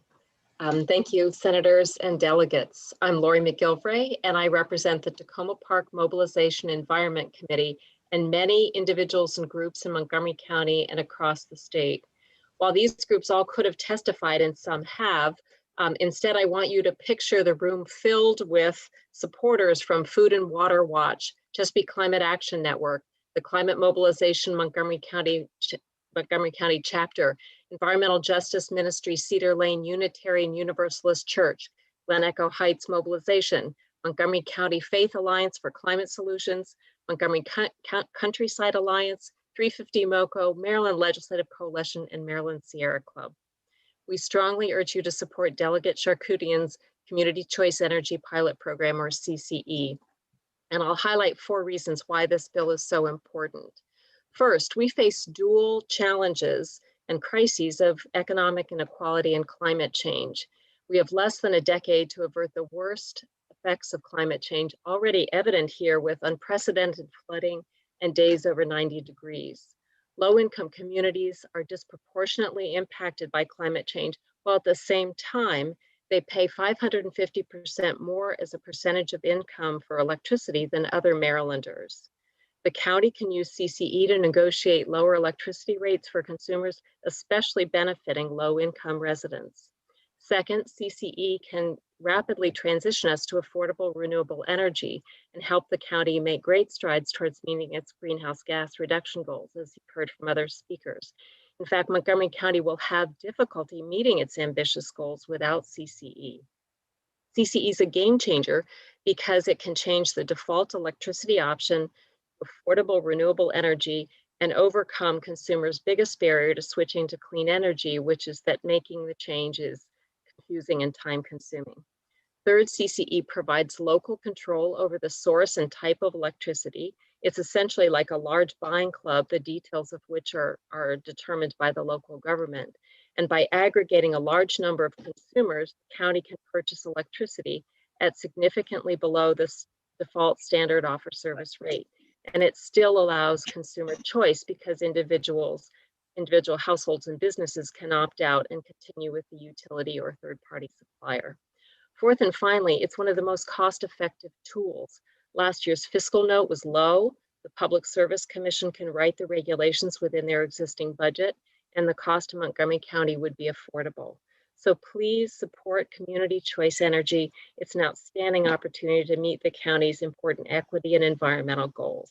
Thank you so much for your time. Thank you. And I'll turn to Deborah Vollmer. Deborah, just unmute yourself and begin talking. Last year's fiscal note was low.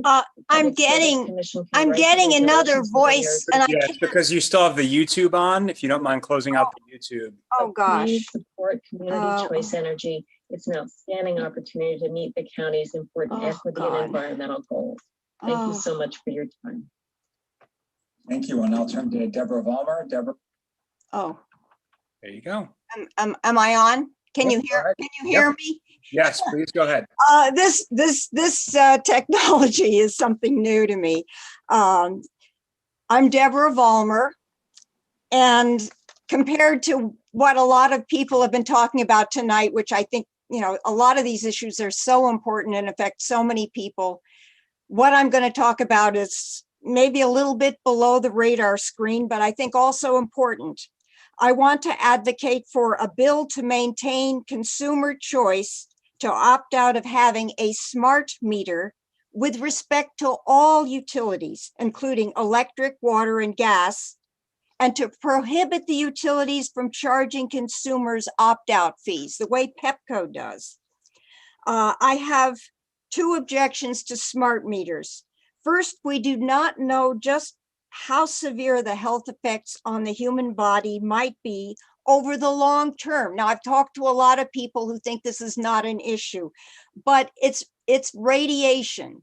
It's one of those hidden things like gas or poisons. And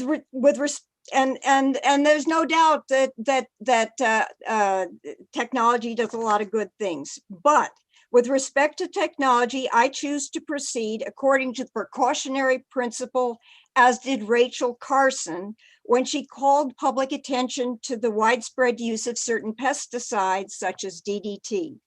Like poisonous chemicals, like viruses, electronic radiation is invisible, and yet it may be quite harmful to the human body, especially over the long term. Just how harmful when it comes to electromagnetic radiation emitted by smart meters over the long term is something we do not know. But we do know that even over a short term, some people have claimed adverse health effects, and it is reasonable to believe that this is an area where some people may be more sensitive than others to the health effects of this kind of radiation. I choose to be cautious when it comes to human health in the same manner in which I observe social distancing and mask wearing during the COVID-19 pandemic. Great. Deborah, thank you so much. Your time is up. We appreciate you coming to testify. We'll now turn to Corman Office alum, Jane Lyons. Thank you, Deborah. Hello, good evening. My name is Jane Lyons, and I'm speaking on behalf of the Coalition for Smarter Growth, the leading organization in the DC region advocating for walkable, inclusive, transit-oriented communities as the most sustainable and equitable way to grow and provide opportunities for all. First, I want to talk about housing, because now more than ever, housing is healthcare. We urge you to support programs that keep people housed, including affordable housing production and preservation, combating evictions and foreclosures, and making sure nonprofits have operating funds to survive. The state needs to make sure that people not served by federal programs because of immigration status or other factors can find relief with more flexible state and local programs. Specifically, we support funding for programs such as Rental Housing Works, the Community Legacy Program, and replenishing the National Capital Economic Development Fund to at least $7 million a year for commercial revitalization and affordable housing in Montgomery and Prince George's counties. We also support the other priorities described more in depth by the Community Development Network. Next, I wanted to talk about transportation. Transit use may be at a current low, but we have seen how critical it is for our essential workers. We must also seize this opportunity to build back better. After the pandemic has subdued, we'll need to rebuild widespread trust in public transit by making it easy and safe for everyone to use. We don't have to go back to the same congestion, dangerous roadways, and air pollution. So first, we urge you to pass the Transit Safety and Investment Act to fund the critical gap in MTA's capital needs. Before moving forward with important service expansions, Maryland needs to commit to a fix-it-first approach and address MTA's $2 billion funding shortfall over the next decade. This is vital to support Maryland's economy and to combat climate change. The provision within this to provide financial assistance to locally operated transit systems is also critically important right now. Similarly, we must keep existing transit service afloat by maintaining MTA's bus service, especially on routes heavily used by essential workers. At the same time, we urge you to look to the future with legislation supporting the Transportation Climate Initiative, studying how to reduce vehicle miles traveled, and overriding Governor Hogan's veto on legislation to study market expansion. We also support legislation to create safer and more complete streets that are accessible for all users, as well as transitioning to a zero-emission bus fleet. Finally, we hope you will continue to hold the governor and his administration accountable for finishing the Purple Line as soon as we possibly can, as well as to seek every possible means to stop and reevaluate Governor Hogan's ill-conceived plan to add private toll lanes onto I-495 and I-270. The state must consider instead an integrated transit, demand management, and transit-oriented land use alternative. Thank you so much for your consideration of these priorities.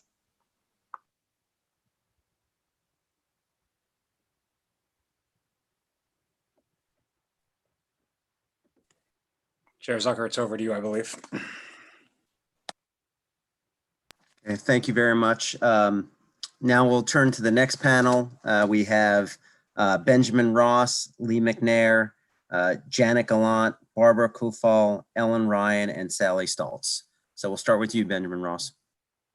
Hi, Ben Ross. I am the chair of the Maryland Transit Opportunities Coalition. We are a statewide coalition of transit advocates and transit workers. Let me start by talking about some needs to maintain. First of all, we have to restore full levels of service on Metro, both rail and bus. The value of transit is it has to be there when you need it. And when trains are shutting down early and buses are running so infrequently, you really don't get the value and we won't be able to rebuild our economy. And in particular, the COVID Act provided $1 billion for this region to support transit. And a lot of that went to Metro. Metro rebated $43 million to Maryland, which went into the general fund. And we think it's unconscionable that trains should be running insufficiently often in that circumstance when the money was taken away. Next, we of course have to keep going with the Purple Line and be committed to that. That is really the core of Montgomery's economic future. And then we have to look beyond that. We need to really concentrate as the next step after the Purple Line on all-day service on the MARC line. We have to get Delegate Solomon's great legislation into law. And there was also a fine bill proposed last year by now Senator Quarterman from Hagerstown, which should also be part of the mix. And finally, I have to talk some about the I-270 Beltway toll plan. What we've seen has emerged more and more. The more you look at this plan, the worse it is. What has really come out in the comments on the DEIS and in the DEIS itself is that there's no congestion relief. It is really purely an effort to monetize congestion, to profit from congestion, because nobody will pay the tolls, the high tolls, the $50 tolls it needs, unless there is severe congestion. So I urge you to protect the state's fiscal future and bring that misbegotten project to an end. Thank you.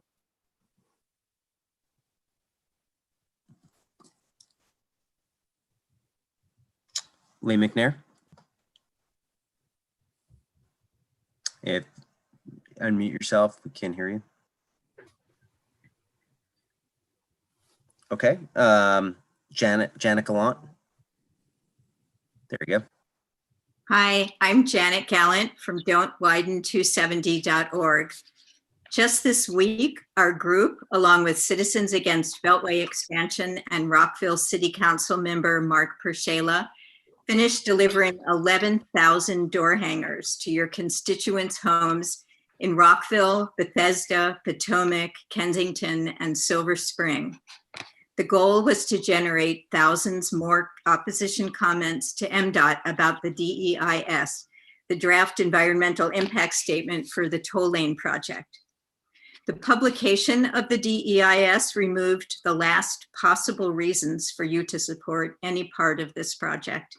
If you favored the toll lanes because your constituents need congestion relief, you now know from expert independent analysis of the DEIS that the P3 plan will worsen congestion.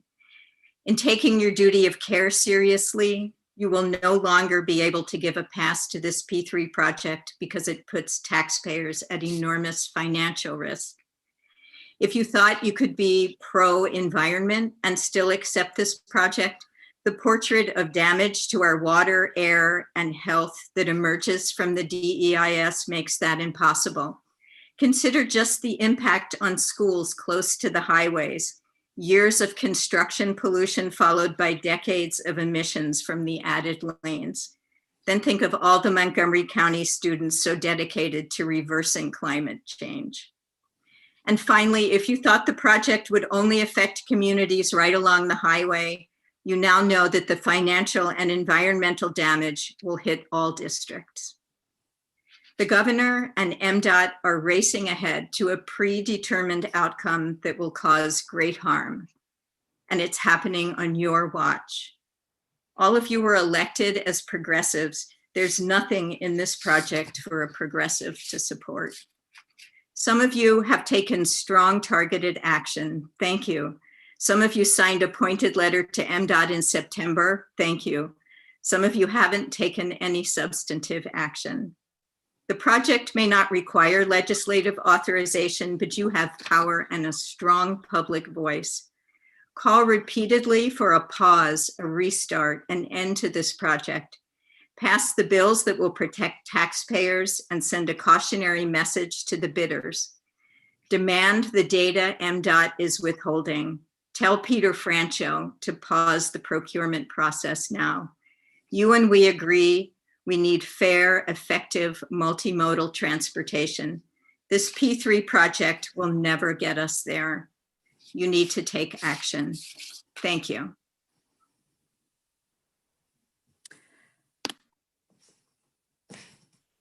Hi, this is Barbara Sofal. Good evening.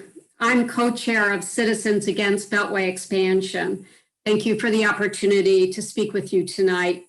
CABE has spoken previously about its strong opposition to MDOT's plan to add private toll lanes to the Beltway and I-270. We're grateful that the Delegates Assembly passed 3 bills related to the project during the 2020 session, bills sponsored by Chairman Barvey and Delegates Corman and Solomon. Much to our disappointment, the Senate did not act on any bills, not those approved by the Delegates Assembly or a bill introduced by Senator Susan Lee.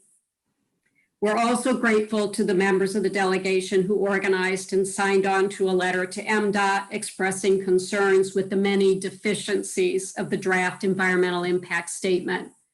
The DEIS fails to document how the proposed build options overcome the obstacles that led MDOT to reject a similar expansion proposal in 2005. In 2005, it was determined that the expansion was not feasible due to the cost and difficulty of mitigating environmental damage to a route that cuts through densely populated communities marbled with parks, stream valleys, and many other environmentally and culturally sensitive resources. There is no evidence in the DEIS that any of the impacts and concerns raised in MDOT's 2005 analysis have disappeared. MDOT is rushing forward despite flashing red warning lights about the financing for the project. Even before the increase in telework, the toll lanes on I-495 in Northern Virginia had not been profitable. And then there's the Purple Line P3. Despite many more years of study on the Purple Line, it's in disarray. Proceeding with an even larger P3 and with much less study is an invitation to disaster. It's critical that the General Assembly act to prevent a disaster that could impose unaffordable burdens on taxpayers, our communities, and the environment. We urge the delegation to make it a priority in the next session to address this P3 and assert oversight over future P3s. Thank you.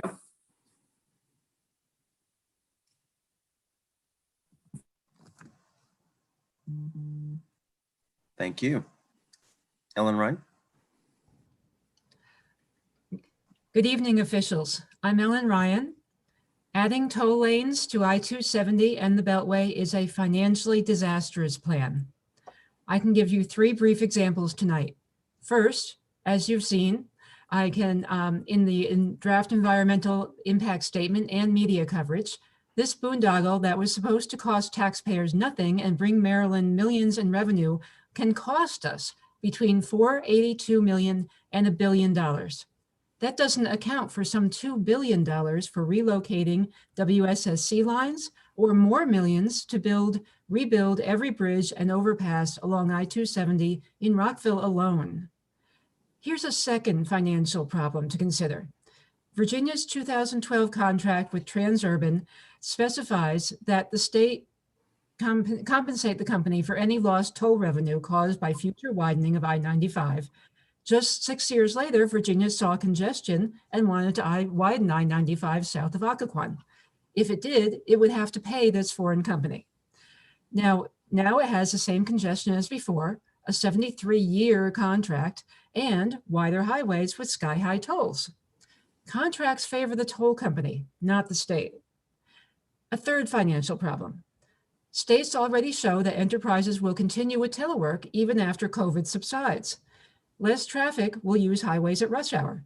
We don't need more lane capacity. So why rush to widen our highways?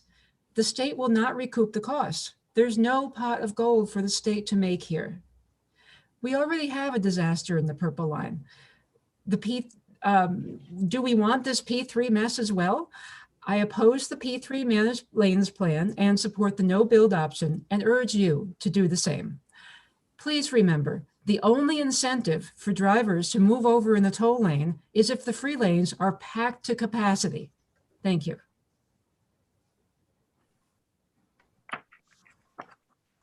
Hello, my name is Sally Stoltz and I live in Rockville.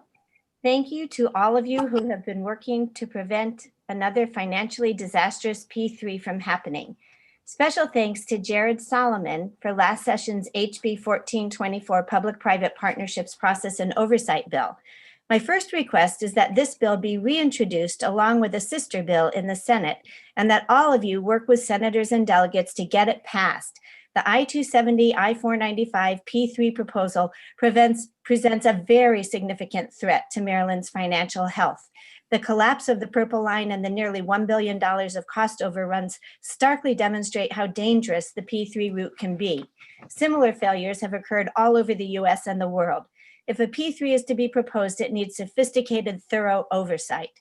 My second request is that you tell your constituents the truth about this project. MDOT finally released its I-270 travel times tables for the proposed toll road alternatives.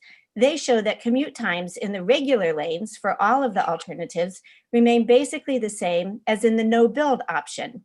If your constituents who can't afford the very high rush hour tolls saw that their commute would actually be worse in some alternatives and relatively unchanged in the others, according to MDOT's own projections, would they want you to support this project? My third request is that you do everything in your power to stop this P3 financial disaster from happening. Don't let Maryland taxpayers subsidize a project which only benefits the wealthy few. It is a bad plan which will do much more harm than good. My fourth request is that you will work on increasing the state's limit on borrowing so that a project that will help solve congestion, such as reversible lanes on I-270, can be financed with cheap state bonds rather than with expensive private money. Please let your legacy be that you saved Maryland from a 50-year financial catastrophe. Thank you. Great, thank you to that panel. We'll call up the next panel. Just a reminder, just keep rolling through in the order I call. We'll start with Tony Hausner, then Linda Rosendorf, Ginger McComber, Janice Smith, and Sheldon Fishman. Go ahead, Tony. Yeah, I'm representing the Indian Spring residents who are opposed to Beltway widening. There's 98 residents in our neighborhood who've signed on to our group. recently. And our neighborhood is right next to the Beltway. And we will have many homes impacted or the property impacted as the Beltway is widened. We're going to lose a park that's right next to the Beltway, the rec center that's part of that park, and the playground, as well as impacts on the YMCA. And so our neighborhood is definitely very concerned. I provided comments on the draft environmental impact statement that dealt with traffic issues. I pointed out a number of deficiencies in the draft environmental impact statement, such as it doesn't go all the way to Frederick. It talks about 3 transit approaches. There's more that should be considered, but they didn't even analyze those transit options, such as the Corridor Cities Transitway in their DEIS. As has been pointed out by others, the state did not adequately examine the ICC alternative that has been recommended, and they don't take into account the impact of COVID on traffic. It's significantly reduced. So we appreciate the 3 bills that went through the House last session, and hope that there can be progress in the Senate. I know Senator Lee introduced one of those bills into the Senate, but we need support from the senators to adequately address the issues raised in this legislation. Thank you. Good evening. My name is Linda Rosendorf. I live in Rockville. It is imperative that you pass legislation in the forthcoming session that will stop Governor Hogan's flawed P3 plan to widen I-270 and I-495. This project is bad for our residents, businesses, and communities. It will cause extensive environmental harm. Tolls will be sky high, and with projected costs as astronomical as $50 at rush hour, much too expensive for nearly everyone. This project is also a threat to the state's fiscal and economic health. Despite promises of no cost to Maryland taxpayers, there will be state subsidies of as much as $1 billion to the developer. Additionally, relocating underground power lines, water and sewer pipes, and fiber optic cables will cost billions of dollars. MDOT has stated they do not know what it will cost to move the utilities, and they don't know who will pay. Billions of dollars. This is real money, not monopoly money. My question to all of you, and particularly to Delegate Barrett as chair of the House Environment and Transportation Committee, and my delegate, what are you going to do about this? It is essential that the Montgomery County delegation stand together and collaborate with legislators throughout the General Assembly to defeat this highly flawed project. Legislation needs to be drafted prior to the opening of the General Assembly. The bills must be introduced and voted on in the House in time to pass the Senate. Thank you. Good evening. My name is Ginger McCumber. On behalf of the District 15 Democratic Caucus, thank you for this opportunity to present testimony tonight for your consideration in the upcoming session. We are asking you as an entire delegation to please help finally pass legislation to repeal our Confederate state song, Maryland, My Maryland. Many of you have already committed to either sponsor or co-sponsor this legislation, and we are asking the entire Montgomery County delegation as a whole to make this commitment. District 15 Democratic Caucus, Team Potomac, the Women's Democratic Club of Montgomery County, the Montgomery County Democratic Central Committee, and the Montgomery County Council have all called on the legislature to finally get rid of our Confederate state song. And Speaker Adrian Jones has also called for its repeal. The Montgomery County Council resolution, which you have a copy of, discourages the use of Maryland, My Maryland at official Montgomery County events, including public school events and graduations. The University of Maryland Marching Band refuses to play this song before athletic events. Even the Maryland Club this year announced that this song, Maryland, My Maryland, will no longer be played before the Preakness. And our own Congressman Jamie Raskin has written a new inclusive state song as an example of a song we can all proudly sing. So it's long overdue to make repeal of Maryland, My Maryland official. We are the only state in the country that has a Confederate state song. And we are on the Southern Poverty Law Center's list of shame because of that. 10 times the legislation has been submitted to repeal this song 10 times, and it's never passed. Most recently, our own Montgomery County Delegate Kura Resnick submitted legislation past 2 years that gained little support and had no Senate sponsor. I testified on behalf of the Women's Democratic Club at both of these hearings. A big thank you for Delegate Resnick for not giving up. And I hope our Montgomery County delegation now will join him in making sure that we no longer honor the Confederacy. The tumultuous events of the last year should really tell all of us clearly that words matter, symbols matter. A Confederate song sends a clear message of who belongs in the room and who does not belong in the room. And I think we all belong in the room. So please add your entire delegation's voice to calls for removal of Maryland. You are a very powerful delegation. And if you take this on, it should be a simple thing to do with all the many challenging pieces of legislation that you are dealing with right now. So we are asking for its repeal, regardless of whether there is replacement. Please make 2021 the year Maryland stops honoring the lost cause. And again, thank you for all you're doing in this very difficult time to protect all of us and continue the progressive direction that.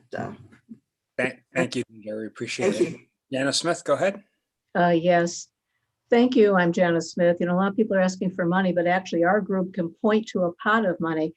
I'm representing MoCA Safe G, which is a Montgomery County citizens organization advocating telecommunication systems that are safe, reliable, affordable, and energy efficient. Wired fiber networks surpass wireless systems in all these characteristics. And also note that fiber-fed broadband is the foundation of a wireless network, including 5G. A wireless network is only as good as the wired infrastructure that lies beneath it. So in this regard, we want to inform you of a March 2020 DC Court of Appeals decision in the case of irregulators.v FCC. This decision frees Maryland to get back money that was meant for fiber optics, but moved to wireless networks, what the lead attorneys called a financial shell game operated by the telecom industry. This is great news for Maryland and all the local jurisdictions because cities and towns can now recover their rightful money and build out their networks. For example, from 2015 to 2019 alone, the regulators team estimated Maryland was overcharged by Verizon $2,637,662,465 Also, Verizon's own press releases and FCC data show that Maryland in 2015 had only 7 counties, only 45% FiOS coverage, 55% was never even upgraded. Now, New York State went after their money and they got 10,000 fiber optic lines in unserved areas, repaired copper networks, estimated to be about 300 million to $500 million over time. The lack of wired fiber networks affects all Maryland residents, but most acutely rural residents. And note that 18 of 24 Maryland counties are defined as rural by the Annotated Code of Maryland State Finance and Procurement documents. Therefore, we ask as a priority, Bruce Kushnick, the regulator's lead researcher, is in the process of creating a consulting group of telecom lawyers, forensic auditors, and experts to assist states to recover this money overcharged by telecoms. We urge you to begin this process. possibly with a special task force to retrieve Maryland's rightful money. Note that you and all residents, Maryland residents, have been paying inflated charges on phone internet bills for years and still are. We urge you to contact Mr. Kushnick. I've sent emails for our group that give his contact information. We also have in our email possible steps to start implementing this process. So with current tight budgets, we look forward to your recovering this money and stopping this flagrant telecom scheme, which drains Maryland's precious resources. Thank you. Good evening. My name is Sheldon Fishman. Thank you to the leadership of the delegation for this priorities meeting. And thank you, Rebecca Stryer, for the gracious administration. I've lived in District 18 for over 40 years. I'm speaking as an individual, but I am speaking on behalf of our 4 children who were athletes representing Montgomery County Public Schools and our 6 grandchildren. The climate crisis is real and will impact them even more than it will impact you or me. I'm asking you to cease 2 specific actions that make the climate crisis worse. Please do not use taxpayer funds to chop down 1,100 trees at multiple sites in Montgomery County. And number 2, please do not use taxpayer funds to purchase 40,000 pounds of plastic for each one of these multiple sites in Montgomery County. Since this plastic cannot be recycled, please do not use additional taxpayer funds to dump that plastic close to the Chesapeake Bay or export it out of the state to Asia or Virginia. In addition to climate crisis, there's a budget crisis for state and local governments. Each of those sites costs $1 million in taxpayer funds, which is about $750,000 per site of wasted money by not selecting the safer, healthier, cheaper, and equally effective solution. Of course, I am asking you to purchase modern grass playing fields for our children and cease paying for dead petroleum-based plastic turf fields. The specific asks are to co-sponsor Delegate Jared Solomon's bill to promote modern grass playing fields, and 2, to please consider co-sponsoring Delegate Mary Lamon's bill, which makes suppliers of new plastics and turfs responsible for disclosing how their product is disposed at the end of its useful life and paying for that. Great, Sheldon. Sheldon, thank you. Speaker number 79. Thank you, Sheldon. There's Zucker. Thank you very much. We have 1 witness left for the evening. We have Etsy Salazar Lopez. Good to see you, please. Good evening, members of the Montgomery County Delegation. I'm Etsy Salazar Lopez, as it's been mentioned, and I have lived in Montgomery County for most of my life. I am very proud of being a first-generation immigrant, and I graduated from MCPS.